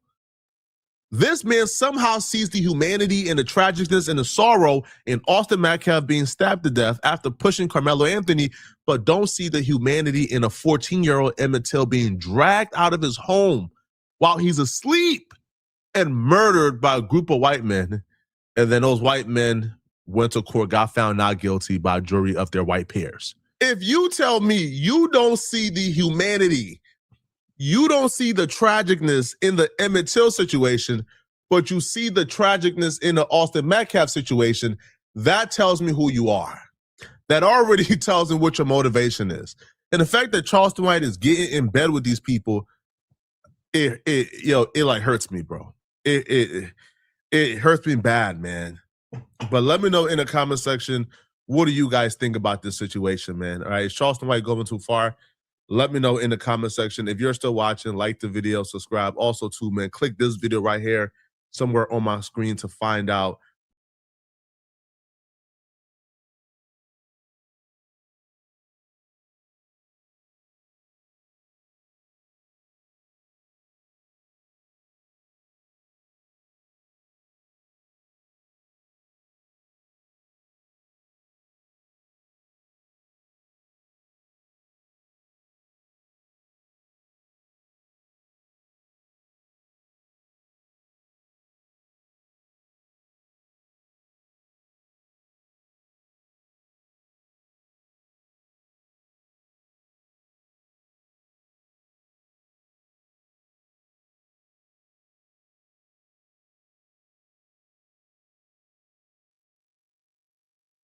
Now they don't want to talk about this.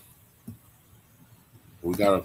A man now arrested in connection with the burning of a cross in Grant Park. And that news coming down just a short time ago with hate crime charges. ABC 7's Eric Hong live in studio tonight with late breaking details. Eric. Cheryl and Robbie's charges come 2 days after that suspect was taken into custody by members of the Chicago Police Major Crimes Division, as well as U.S. Marshals. Police say 21-year-old Merlin Liu has been charged with multiple felonies. Look at this guy here. Look at this Asian hate mongerer burning crosses, trying to scare our people in the field. This Asian hate mongerer right here want to get in on the violence towards our people. This guy right here. Counts, including arson, like he tough. Think that he's tough. You feel me? Arson and commission of a hate crime. Liu was arrested at his residence in the Little Italy neighborhood on Monday. Chicago with that bullshit. What the hell? What's wrong with my brothers in Chicago? They doing all that drilling on one another. They don't. Did y'all know that guy? Come on now. Day, less than a week after a wooden cross was found burning in Grant Park. A passerby capturing this video of the incident on June 9th. Police had released a surveillance image of a suspect allegedly fleeing the scene near Columbus and Balbo. Father Michael Flager of St. Sabina Church had offered a $10,000 reward for information leading to a suspect, and the investigation also involved the FBI and Illinois State Police. It's unclear if Lou may eventually face federal charges in addition to these state charges. Lou gonna reap what he fucking sowed. That's what Luke was gonna happen to old Luke.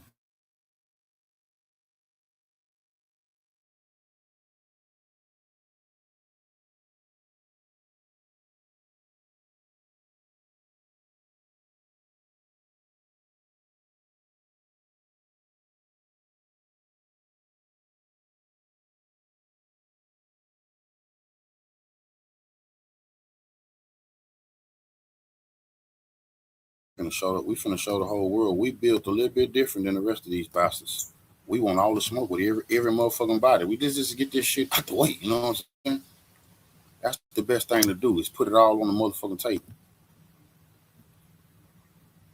Everybody been practicing in the woods and drilling, and all the motherfuckers say they've been prepared for some type of bigoted race war. Cool, man. Cool. That's all gravy, man. When they look at the, deaths of black people that happened, especially we talking about our young brother, Cyrus Carmack Belton, that, his life was taken by Rick Chow, chasing him down behind something he didn't even steal, as it came out in the case. He didn't even steal anything, right? I want you to see how these people are going to the page and to his mother and father and what they're saying about a victim. This child was a victim. And there are people in the Asian community just tripping out, wondering, like, what is going on? Well, watch this video, okay? Watch this video, and you can clearly understand what's going on. Let's check that out. But when I go and I look at my social media, I have racist people coming to my page, going under my son's pictures, leaving the most horrific things, saying that they're glad he's dead, good riddance, and I am tired. I don't want this to happen to any other child. No black or brown child. You have to go through this. No parent should have to go through this. This has to stop today. And I just learned today that South Carolina, if it's a murder charge, that they cannot bring in any of your prior acts. Rick Chow shot 2 people before. Rick Chow accosted a child in that store and beat her up with a gun on her hip. And none of that information could be brought to light. And I do not think that is fair. And if that is on the law books, that needs to be changed. Because if that was not there, then my son would have gotten justice. And to allow this person to terrorize this neighborhood for 12, 13 years is ridiculous. And it's just showing that it's okay to treat black and brown people wrong, and it's not. My son loved everybody. He would tell me, like, oh, Mom, you're being judgmental. You shouldn't do that. That's against God. And the devil shot him dead, and he laid right there. And we got no justice from South Carolina. And it is disgusting, and I don't even know why. I have no words. But every day I will not be able to speak to my son, hear his voice change, see him grow, go to prom. He will never get married. I would never hold my grandchildren, nothing. But Chow is able to go home with his lion son, Andy Chow, and they're able to have dinner with the wife, Alice, who all 3 of them came out that store, and they chased my baby. And I think the entire family should be held accountable because it was racially profiled. And I do not think that it is right, and they all should be punished. And I don't know what laws that we need to create to help our people, but it needs to be done, and it needs to be done now. Cyrus should not be gone. None of our children should be gone from the acts of racism, from profiling, from any of that. He should be here. And until the world treats us like we are human beings, I mean, come on. Y'all hire us. Y'all want us around. You like our culture. You want to listen to the music. You want to wear our clothes. You want to do all of that stuff. But when it comes to protecting us and when it comes to looking at our children, you look at us as if we are animals, and we are not. I am a college-educated woman. I hold a master's degree in information technology management. My son was not a thug.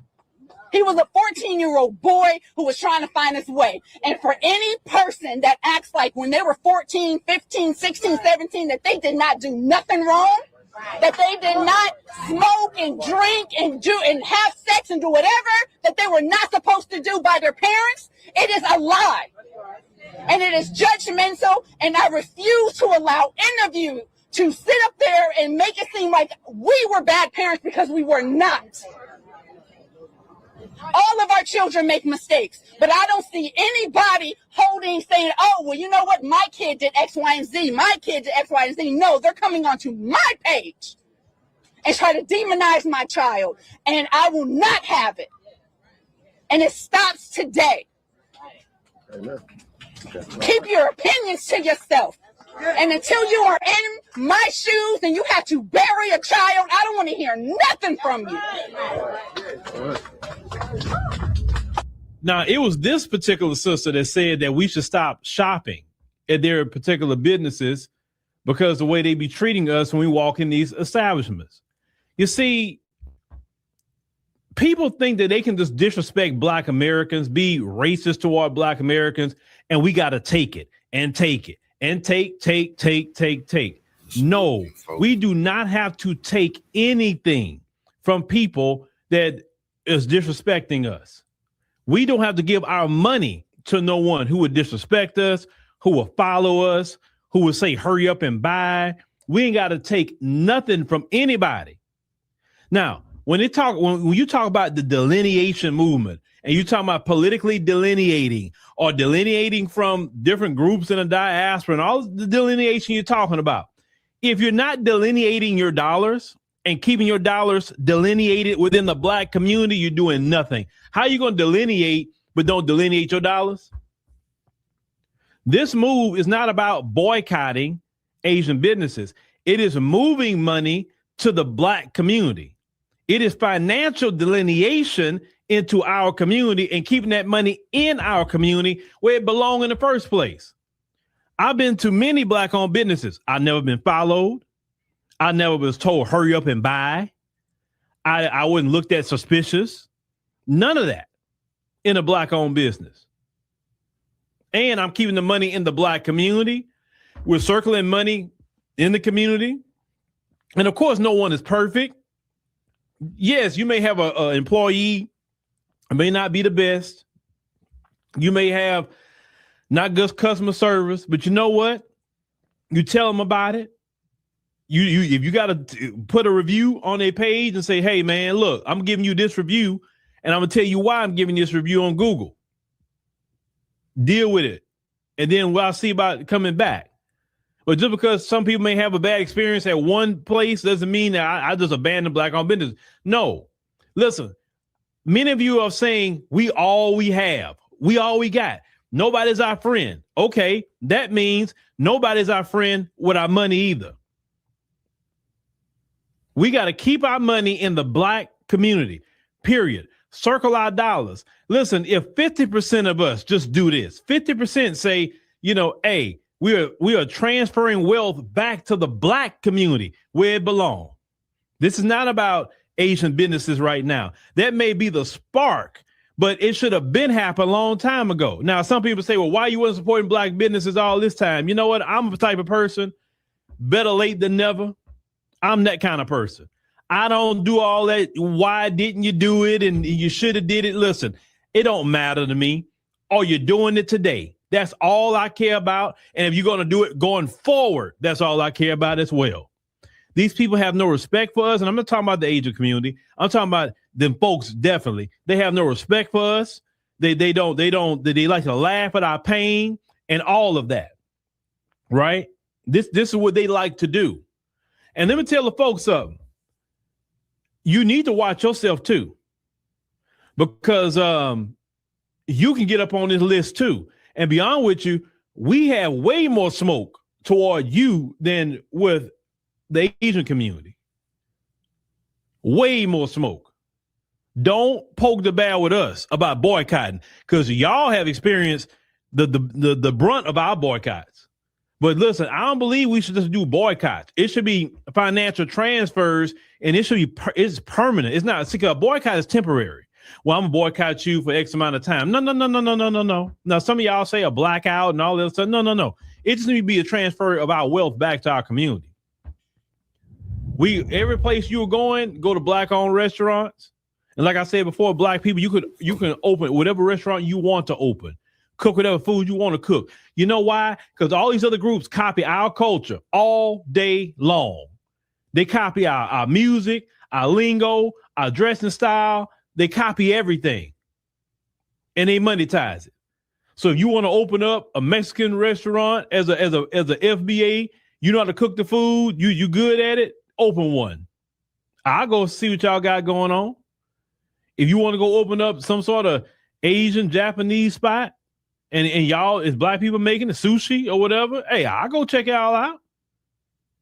You know what I'm saying? Some of y'all have been to culinary school and learned how to make that kind of food. But it needs to be a transfer of wealth from these other groups to the black community. Because you don't spend money with people that disrespect you. Now, they keep saying, well, it's just one guy. Why are we having to deal with it? It's not Rick. I'm going to keep repeating this. Rick Child was just a stick that broke the camel's back. It's not about him. It's about what happened the many times these incidents like this have happened. Maybe not end in this manner, but the fighting, the disrespect, the acting a plumb fool behind a dollar. Once again, we don't do that here. This mother and father is going through it. Got Rick Child's at home while their child is gone. This guy has been doing this. And the Asian community didn't say nothing to him about anything he's been doing. Don't come out here talking about Rick Child now and oh, well, it's one guy y'all didn't check. Y'all a community everywhere else. Y'all a community. Y'all don't separate from each other. You mean tell me? And see, look, maybe in the future you'll handle the Rick Childs of your community. You'll pull up on them and let them know, hey man, don't, because you're gonna affect my money. That's all y'all had to do is self-regulate. A lot of you think that we wasn't gonna do anything, that we need everything you have, so we could take anything from. Listen, we don't have to take nothing from any of you. This is sad. What happened to this family? Very, very sad. No parent should be burying their child, but behind something in a convenience store. This is utterly dumb. But black folks, you got to transfer that wealth back to the black community. It's not about even boycotting. It's a transfer of wealth. Our black nail techs, our black beauty supply stores, different black restaurants, black people who doing massages, all that. They need to be booked on top of booked. They need to be having so much money coming in, they got to hire people. That's how it should be. Keep the money in the black community. And that's how we create jobs. That's how we create real black jobs. See, we support black business when black businesses can hire people, and that's how we create more black jobs. And when you work for a black person, they don't treat you like them folks treat you. You don't have to worry about a black person at a black company talking about you can't wear a natural hairstyle. You have to deal with the microaggressions, all that. If we would expand our businesses and hire each other, we can literally not even deal with the folks and they BS or their racism.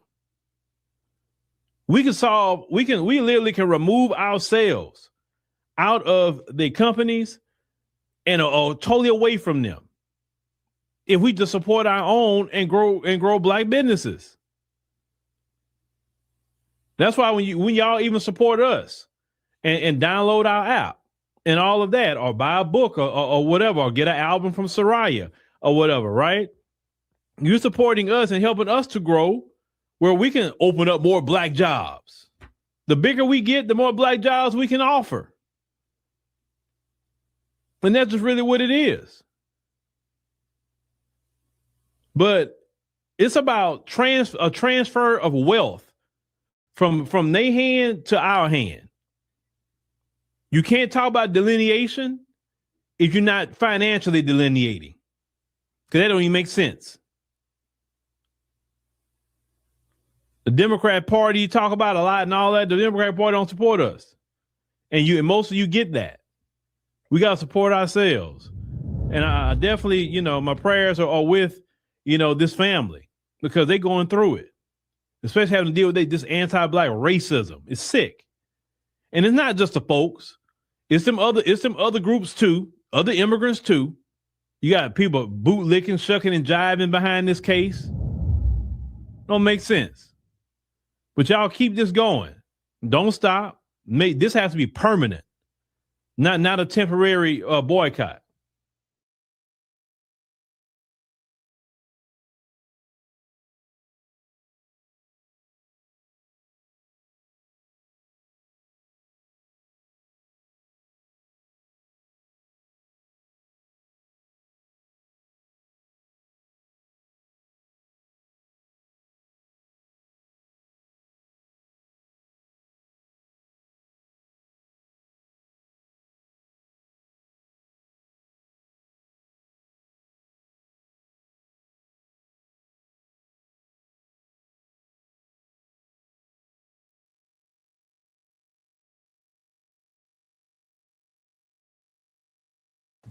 It was me, my son, and another friend of mine who was at Walmart. As we was leaving out the Walmart, they tried to stop her, but I kept walking because it had nothing to do with me. By the time me and my baby got in the car, she came, and then when we was backing up, they was running out the come. I raised my baby up because they withdrew their gun. She had no tent. I raised my baby up trying to show them that he was in the car. So she was backing up and she hit a car as I was opening the door, so the door flew back in. By the time I sat my baby down, it was like 3 to 4 shots. One of the shots hit him in his rib cage, and the other shots hit her in her arm and her thigh. And we left and went to Senatobia Hospital, where he was pronounced dead at the scene. And they told me I wasn't going to be able to see him until he get back from Jackson. She got airlifted, and the police told me I couldn't leave out the hospital until somewhere I couldn't leave out, couldn't nobody come in. But I ended up walking out, and the crowd was questioning them, asking them what happened. They was like, she was shoplifting. But the passenger, it was me. They wasn't talking about me. They was talking about the driver. But on the little, what's it called, self-checkout, they can see, it's cameras, they can see when she got the diapers and walked out. But they tried to say that she forcefully was trying to drive and hit them, but they was all on the right side and she was driving towards the left. They just personally just shot in the car. Did they try to charge you with anything? No, they didn't charge me. They ain't charged me with nothing. They just let me go. They didn't say nothing. They just kept telling the crowd that they were shoplifting. But I don't know if they found anything because it's nothing found. Okay. All right, peace and blessings. Peace and blessings, all praises to the Most High. And that is the mother of the now deceased 1-year-old Cohen Cartier Wiley, who was murdered by the police, Hunter Foster, in Senatobia, Mississippi, after, as you heard her say, the 2 black women were falsely accused of shoplifting and leaving out of the store. And the passenger, she didn't have anything to do with the discrepancy. She held up her baby and these officers shot indiscriminately in the car. Now, this also disputes the police report saying that the young lady was driving at the officer. You heard the young lady say that she was backing up and all of the officers were on the right side and she was driving towards the left side. And you can actually see it in that video I shared yesterday. Now, the people of Senatobia have taken to the streets. They have taken to police station. They have taken to the city hall. And it is with the help of activists out of the area. They did get that police officer suspended without pay. But now the next step is having him criminally charged. Now I'm going to let you hear the rest of this video where some legal analysts give some other sides of the story and give some more details. Just watch.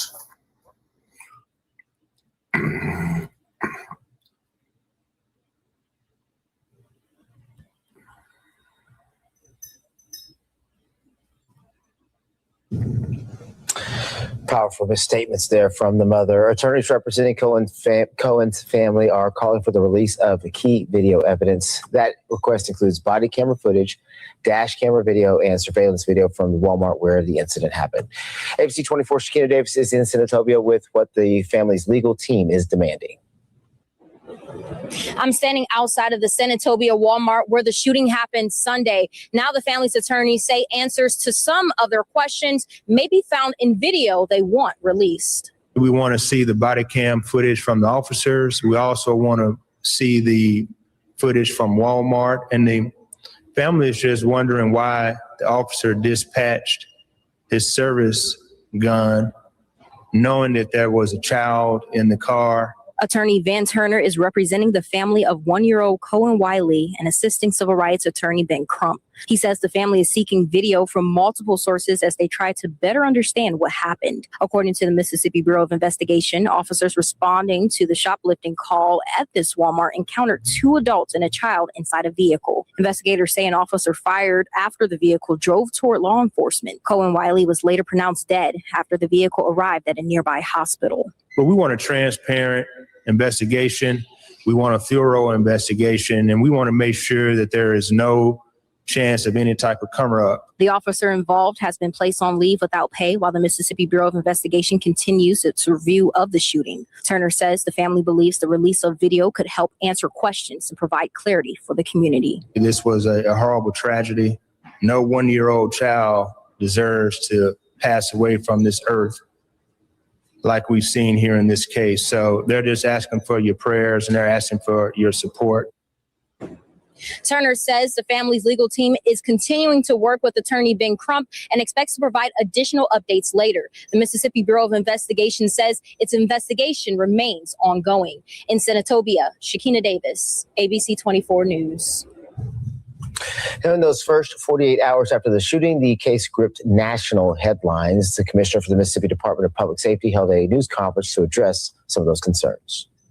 And so I want you to be assured that it will be a thorough investigation and it will be one where transparency is there. I'll be glad to answer any questions from the media first, if there are any that you might have about the process. I will not get into the details of the investigation. I would have everybody keep in mind this just occurred about 48 hours ago. So it's still a very, very new investigation. Rob Sneed with Fox 13 News. Question about the actual body cam video. When is that expected to be released? A lot of people keep asking about that. I know that there's a process, but is there a time frame? The way that we've handled it in the last 4 years is we will release that once that investigation is complete. And once that part of the process is done, if you think about any other criminal case, we never release evidence before that time. So we try to treat this the same. We also want to make sure that all witnesses that come forward do it to the best of their recollection. And sometimes when you release that evidence early, witnesses don't want to come forward because they feel like the case is closed at that point. And we feel like it's the best policy to do that once the investigation is complete. Raven Copeland with Channel 3. Question is Raven Copeland with Channel 3. Raven Copeland with Channel 3. I'm sorry. Can you tell me how many videos you suspect you have and don't Walmart and don't? Can't hear you, sir. He's asking about the different types of video that we expect are available. We always retrieve any body cam footage, dash cam footage.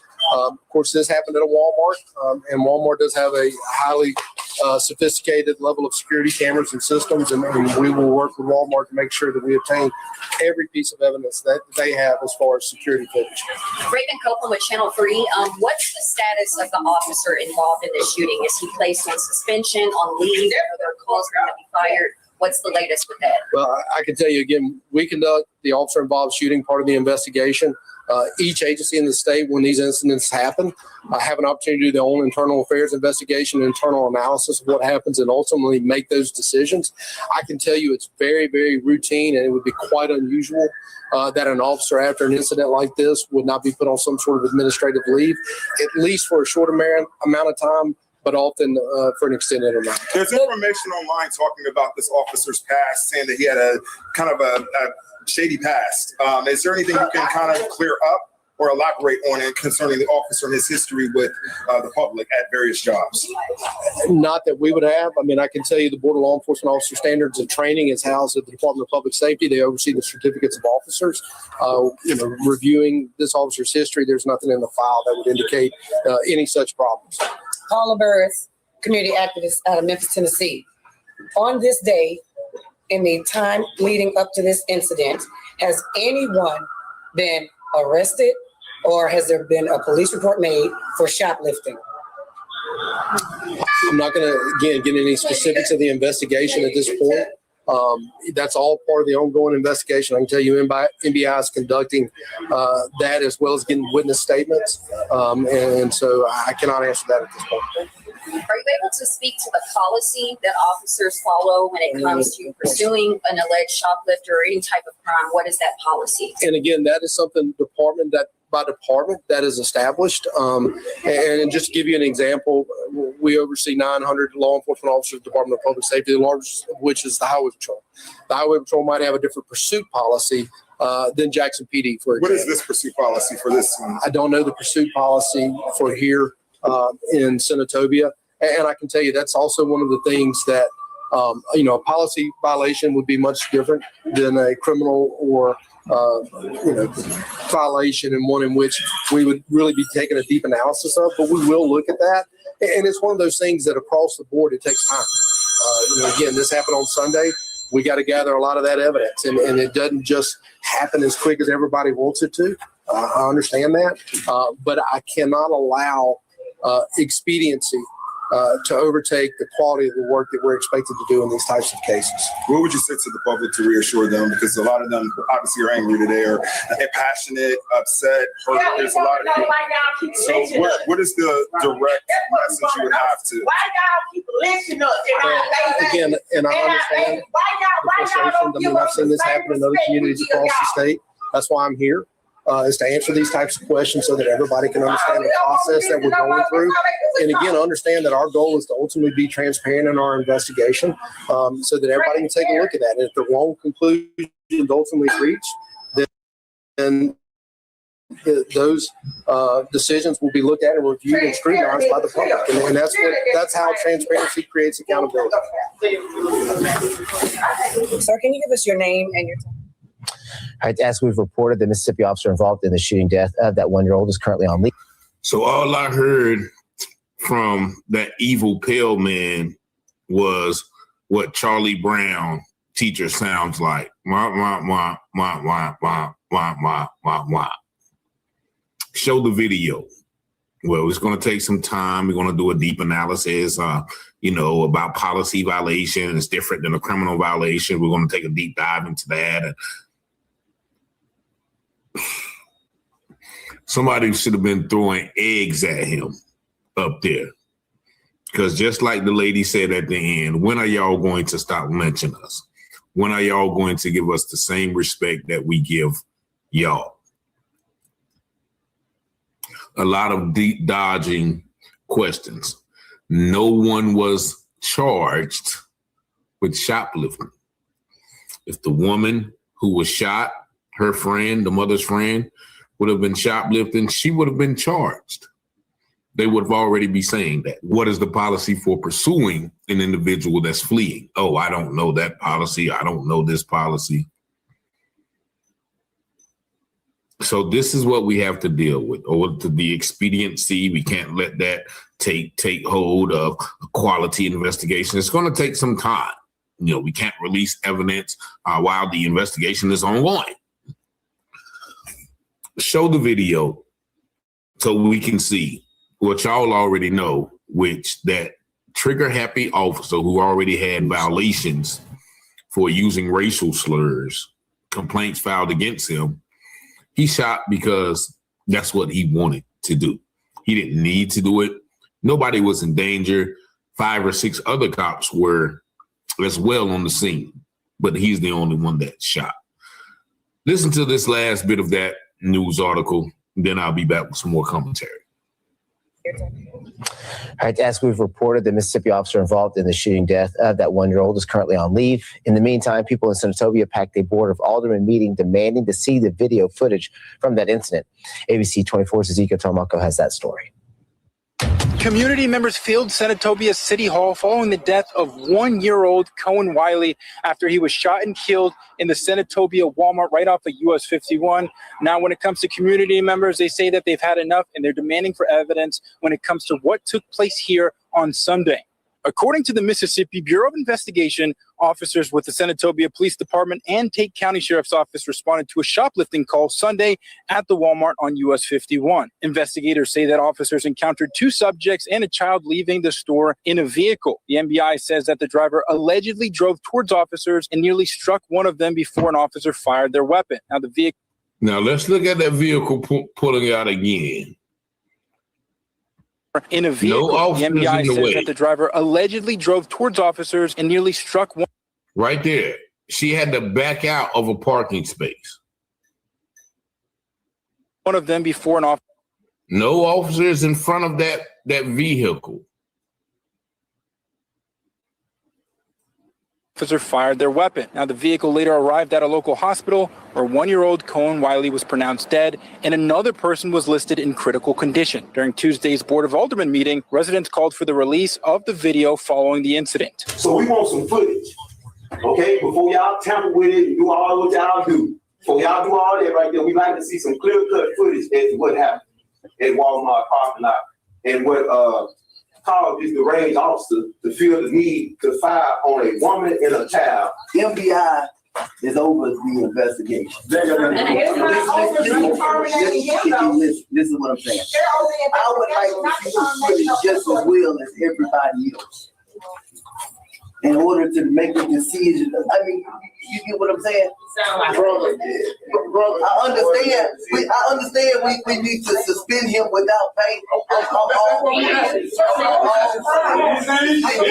Suspending him without pay until MBI finishes their investigation. City leaders also announced that the officer involved had been placed on administrative leave without pay pending the outcome of the investigation. Mississippi Department of Public Safety Commissioner Sean Tyndall says that investigators are working to collect evidence and to complete a thorough review of the incident. It's one of those things that across the board, it takes time.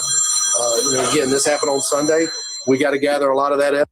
All right, so I can't even listen to him speak any longer.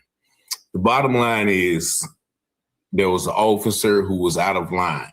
Community has come together.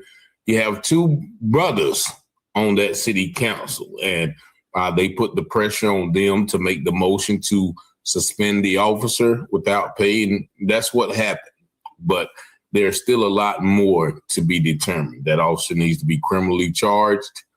The person who falsely accused those young ladies of stealing, have that narrative out. They should be charged. Anybody involved with the death of that young 1-year-old Angel should be charged. But prayers once again go out to the mother. My respect and shout out to my brothers down there on the ground, Brother Bridges, and all the other activists down there, making sure that this is not one of those cases where we lose more than we've already lost, which is the life of that young man. As I said, when police officers, namely Hunter Foster, start getting the same fate as they cause on others, then maybe they'll think twice about taking a brown life in the line of duty. Y'all let me know what y'all think about this video in the comments.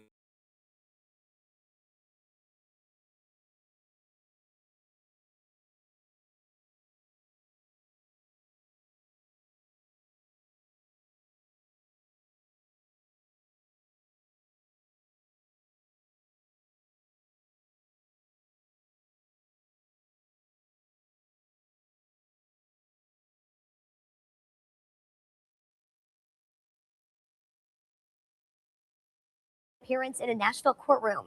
Dalton Etherly faces 3 misdemeanor charges stemming from a May incident at Bob's Steak and Chop House inside the Omni Hotel. Investigators say Etherly live streamed inside the restaurant after staff asked him not to, then refused to pay. Etherly also faces separate felony charges in Montgomery County for a shooting investigation. During Etherly's court appearance, one investigator on the stand recalled the shooting. Shots are shown to be fired prior to them hitting the ground. Shots are being shown to have been fired prior to that? Yes. And how do we know that? I can see, or in the courthouse video, it shows the casing ejecting from the firearm. It also shows the ricochet off the concrete plank. Okay. Prior to them hitting the ground. So Mr. Fox hadn't been hit at that point, correct? You're seeing a ricochet in one casing. I would assume so.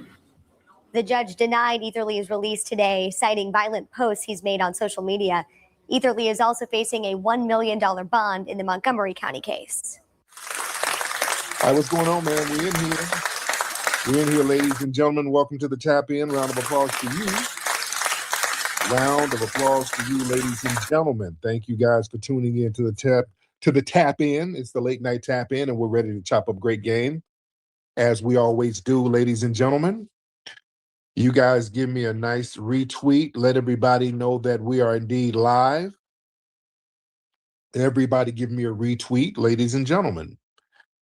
And before I get started, let me shout out some of the regulars in here. Real quickly, I see Malcolm, the mayor, FBA Law. I see Miss Willa in here, Panamera. I see Liam. I see Layla. I see Aztec. I see Morning Dew. Let me see. I see Rashonda in the building. Miss Rashonda. I see Nikki the God in the building. The legendary Tethernator. Grimes TV in the building. Respect to the family. And who else do we see? Rashonda, I see you, Miss Rashonda. Respect to you. Thank you, everybody, for tuning in, ladies and gentlemen. All right, and again, let everybody know we're live. Let everybody know that we're live right now.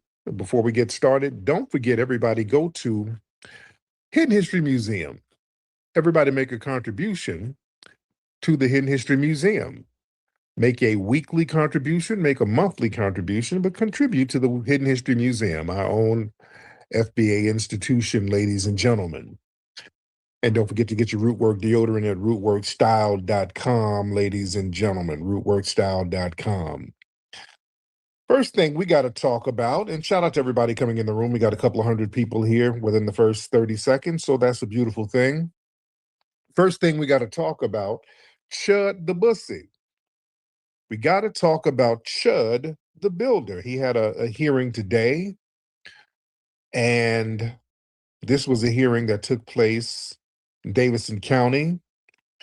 This was the case. You know, he's still locked up for the attempted murder.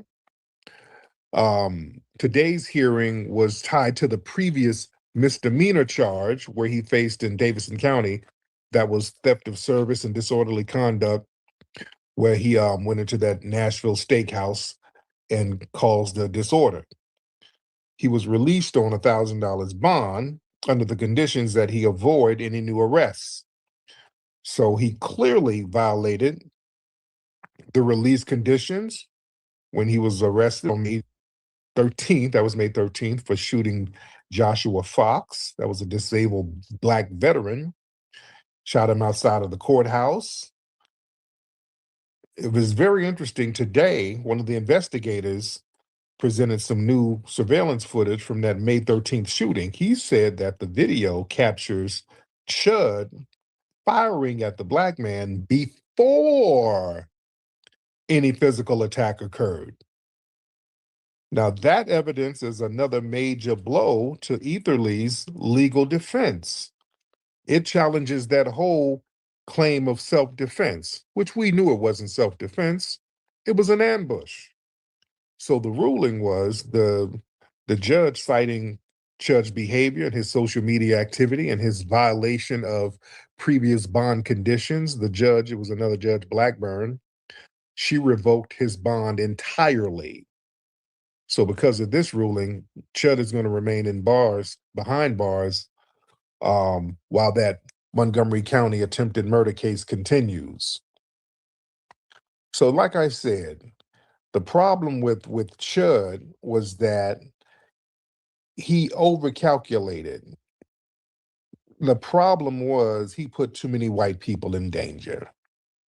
So they cannot let him out. I knew they were going to revoke his bond at one point.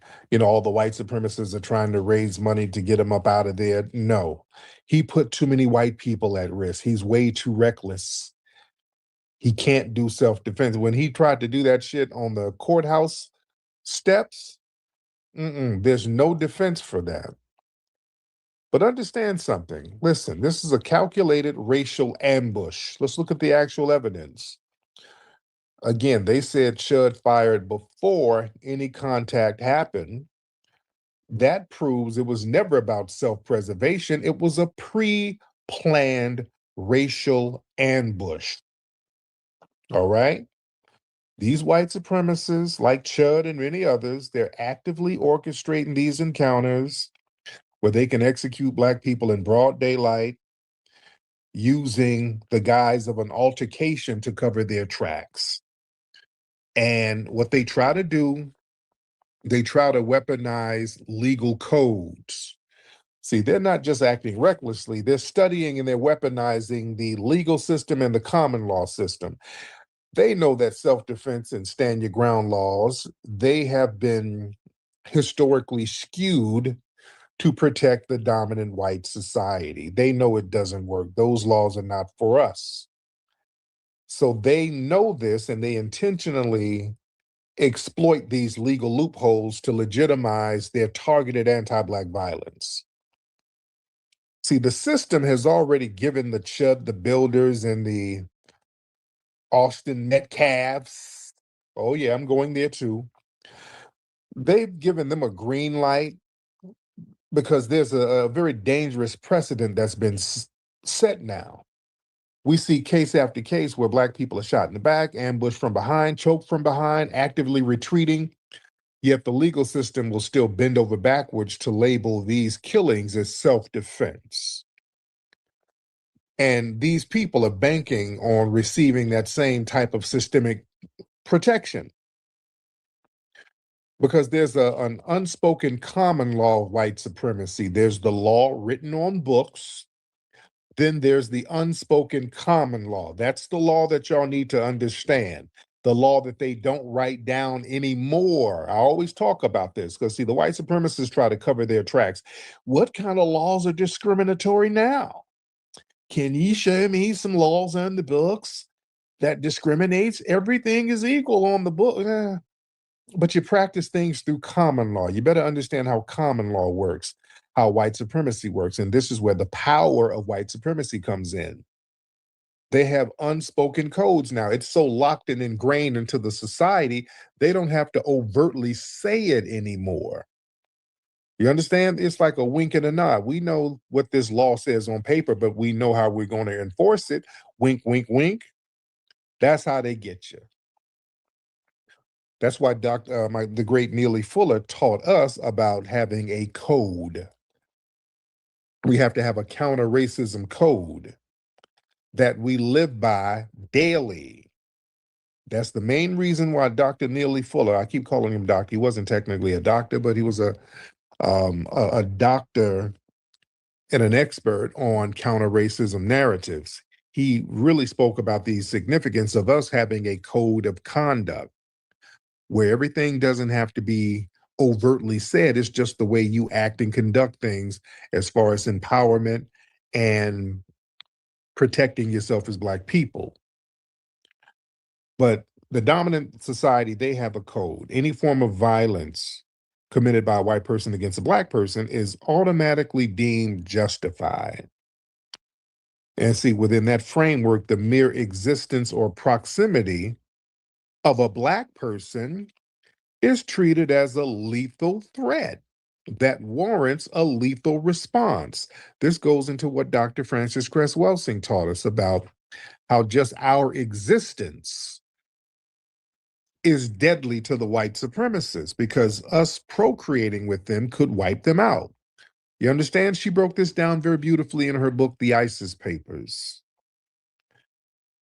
So this is why everything that they do to us, it's justified because we are a weapon. We are a living, breathing weapon no matter what we do.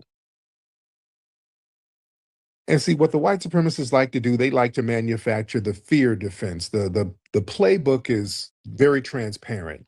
You goad us, you harass us, antagonize us. You see a black person in a public space, you antagonize them, and if there's a reaction, you deploy lethal force or call in law enforcement to do the lethal force for you. They do ambush by police. This is why they always call the cops on us. Remember up there in Ohio, a brother in Walmart just shopping, or white supremacists called the cops and said that he was pointing a gun. They just came in and blasted the brother. Same thing with Tamir Rice. They said, hey, there's a kid playing in the park with a gun. They just came and blasted a damn 12-year-old kid. So they know that cops can't do that like that no more, which they can, but not to the level that they used to, because now this is bankrupting a lot of coffers from different cities. Now they got to pay out these families. That becomes very costly. Now they still do it now, but it's a little more costly. So they have to get the vigilantes to do the dirty work for them. And they get the chud, the builders, to run out here talking about they feared for their lives after they antagonize people. And then what they do, they incentivize this anti-Black violence. See, we're dealing with a subculture that turns racial terror into a spectator sport. Like people like Chud and others, they're financially incentivized and compensated. So they got these streams where they bring in money. You know, they start harassing Black people and open up a GoFundMe. You call a Black child the N-word and then you get $1 million. And so it's getting very deep out here. It's getting very deep out here. They're being financially incentivized. They're monetizing this stuff. And then they have the systemic shield of the courts. They're emboldened to pull the trigger before a physical attack even materializes because they expect the justice system to act as their personal shield. They move with the confidence that judges and prosecutors and juries will basically validate their fear no matter how aggressive or unprovoked their own actions were. That's what we saw with Kyle Rittenhouse. Kyle Rittenhouse did everything illegal from top to bottom. Went across state lines with an illegal gun, premeditated. He's on video saying that he wants to shoot protesters. Kyle has a whole history of that stuff. And when he went to court, what happened? The judge acted like his damn defense attorney.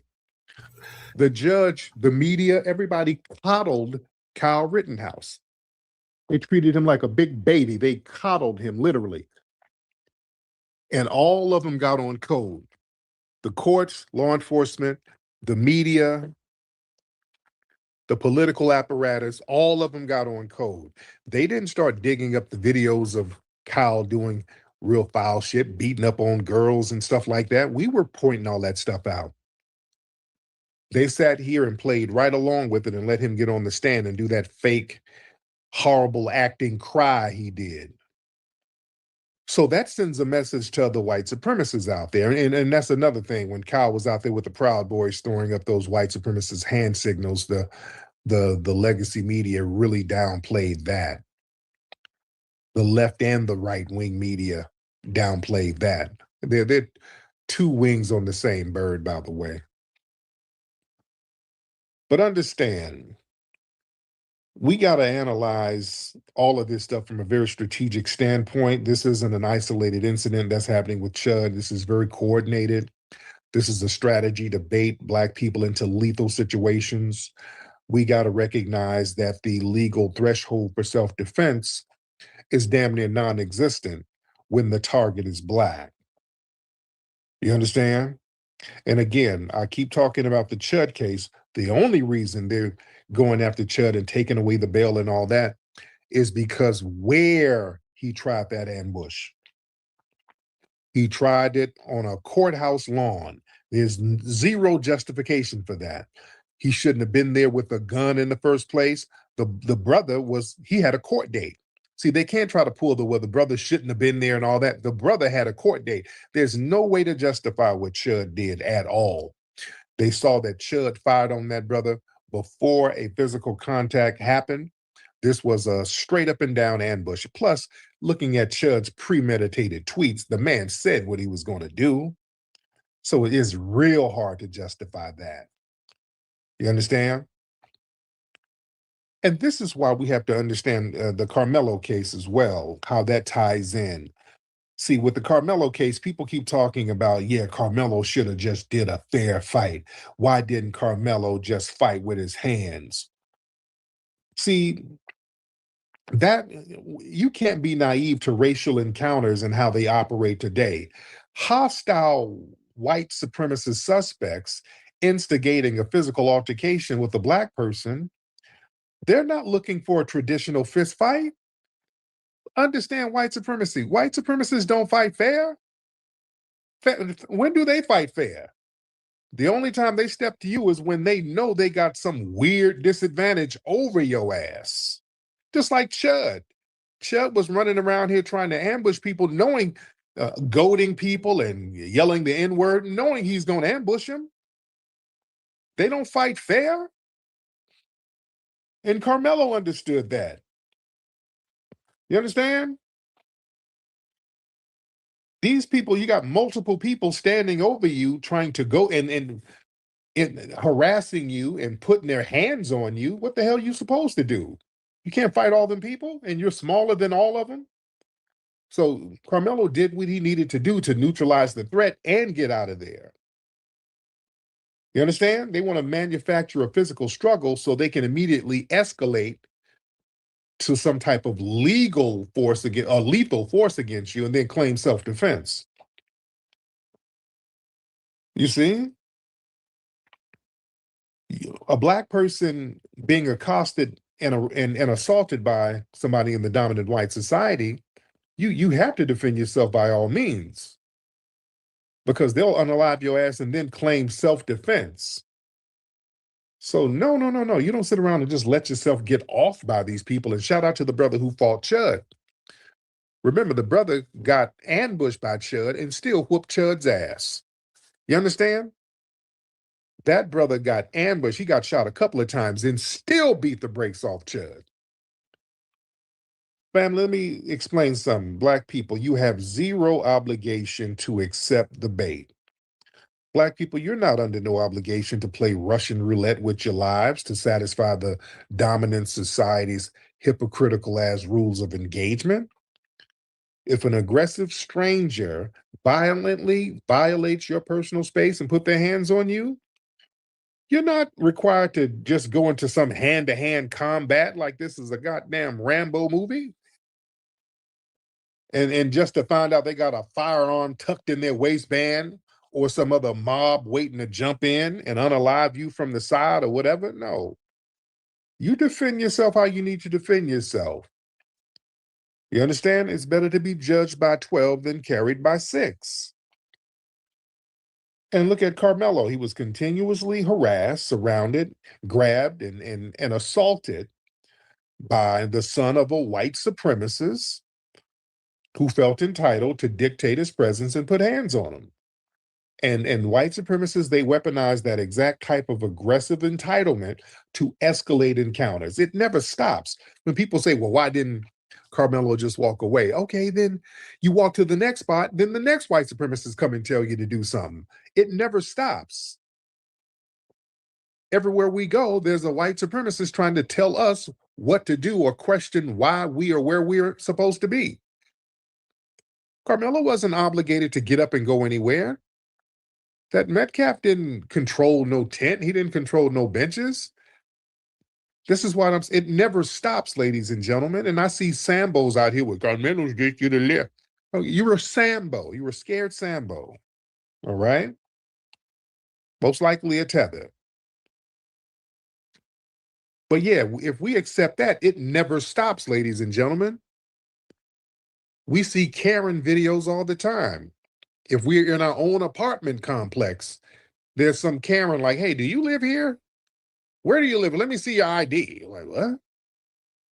Lady, get out of my face. I'm going to call the cops if I don't see your ID. It never stops, ladies and gentlemen. It never stops. That's why we have to support our brother Carmelo. He didn't do anything wrong. He was exercising his rights. You are a Sambo if you are against what Carmelo did. He did the ultimate form of self-defense. He did absolutely nothing wrong. You understand?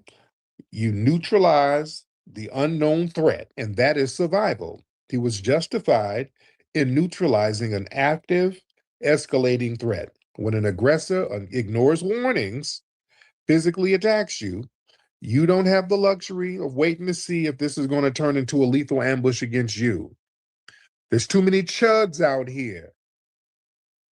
These people are actively instigating encounters so they can unalive Black people and then claim self-defense. Carmelo reacted to a physical attack because he understood the unspoken rule. If you let an ambush play out, he would have been the victim. And that attacker would have been claiming self-defense. And white supremacists would have been running around here talking about, yeah, they had to defend themselves from him. So stop being scared of speaking up for justice. Y'all raise your hand. Let me get some of the family in here. Everybody raise your hand. Let me talk to the family. Because I'm seeing way too many scared Negroes whining about Carmelo he shouldn't have did all that. He know he wrong. Y'all, if you're scared, say you're scared. And it's okay to be scared. If you are scared, say you're scared. Let me get Queen Mother Empress up here. Queen Mother Empress from Detroit. What's up, Queen Mother Empress?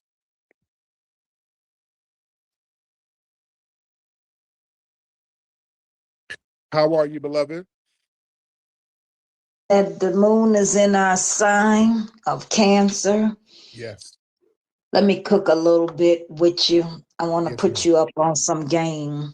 The other night, you were talking to this gentleman that claimed he is from Italian. That was nothing but Peter. He has a lot of scam pages, and I was trying to get up to let you know this is an outright stalker.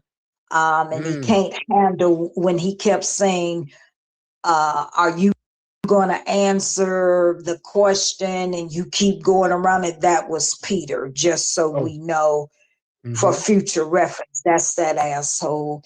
But I want to bring something on he's an asshole. I don't like him. And if he don't like it, he can kiss Detroit's ass. Let me put something in perspective from a spiritual standpoint, my gorgeous brother. With this being the year of the horse, understand that horse in China is Gemini, and that energy is sporadic. You cannot trust it. You cannot contain it. This is a year, everything that's hidden behind doors, secret deals is going to be exposed. And when it gets exposed, it's going to show a higher power of fraud. So Carmelo case is going to draw a couple attentions on the following. Number one, you know the old cliche, it's not who you know in life. It's not what you know, but who you know in life. And the bait was fixed from the start. The fact that this gentleman couldn't get a fair trial, you're going to put an all-white jury. He's going to be the historic figure that we need to come together as foundational Black Americans to make sure going forth in the future that it should never be an all-white jury when it comes to foundational Black Americans. It should be a minimum of at least 6 that is foundational to give a proper balance. This is just starting because it's in June. Remember, Mercury is getting ready to go retrograde into Cancer and with it going into cancer, it's going to bring out revenge like never before. Camelo is definitely going to get the last laugh. But before he gets the last laugh, it's going to show all the serpents that's been around him as a child, as the family, like fake Charleston White, that's a lion ass kissing Sambo. It's going to expose all of this corruption. And we need to, I agree with you, make that part of Texas known as a discriminative town that you cannot get no justice. Are you noticing, brother, you gave prophecy on this? That's because both of us have cancer. It's our season. You gave prophecy on something, Brother Tariq. Everyone is delineating, and we are removing ourselves from putting money in the hands of those that unalive us. Those days is over with. It's not a boycott. It's redirecting our dollars as power. And these people are highly pissed about it. And what they're pissed about hasn't even started. When it boomerangs, you're going to see many people lose their business, and they're going to start unaliving themselves because they know what they did. They keep mentioning you. Little did you know, on TikTok in a disrespectful demeanor. And I'm chopping the heads with the liars because they jealous that you've been able to properly articulate and prophesy. Now let's get to the final part. You in gambling. While this is in your season, when the moon is in Cancer, Scorpio, Virgo, Taurus, you will kick ass every day, all day. You're going to dog walk it. Your swagger is very on point, and it's impeccable, and it cannot be matched. That's why they can't stand you. So what? Detroit love you. We got your back, support you 1,000%.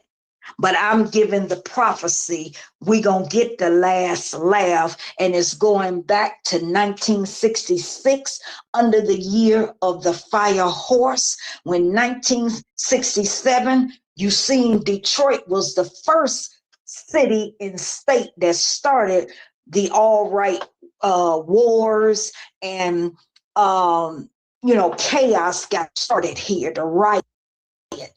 It's going back to that in 2027, because that'll be the year of the fire sheep. Sheep in Cancer in China is Cancer, but it's not going to give mercy.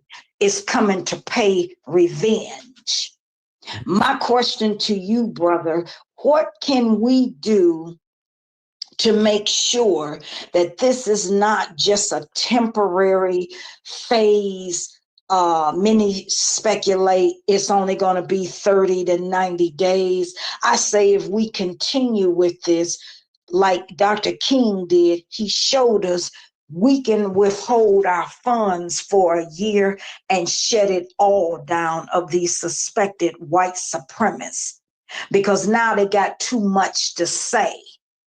What would you recommend for us to do? Not just not going into beauty supply stores or their filthy, unclean restaurants, but overall when it comes to the Hispanics as well as the Asians, because they seem to be too brave and too bold in their disrespect, and then want to pretend, well, I didn't do anything. It's a few of us that's not like that.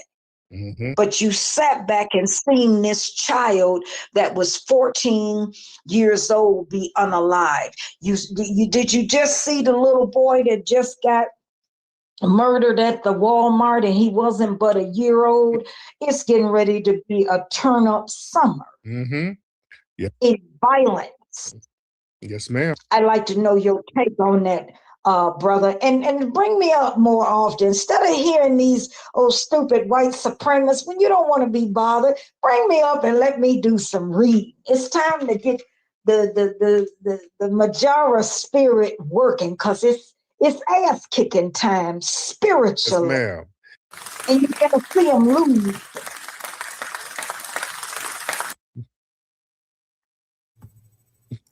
Go ahead, Bella. Finish. Go ahead, finish.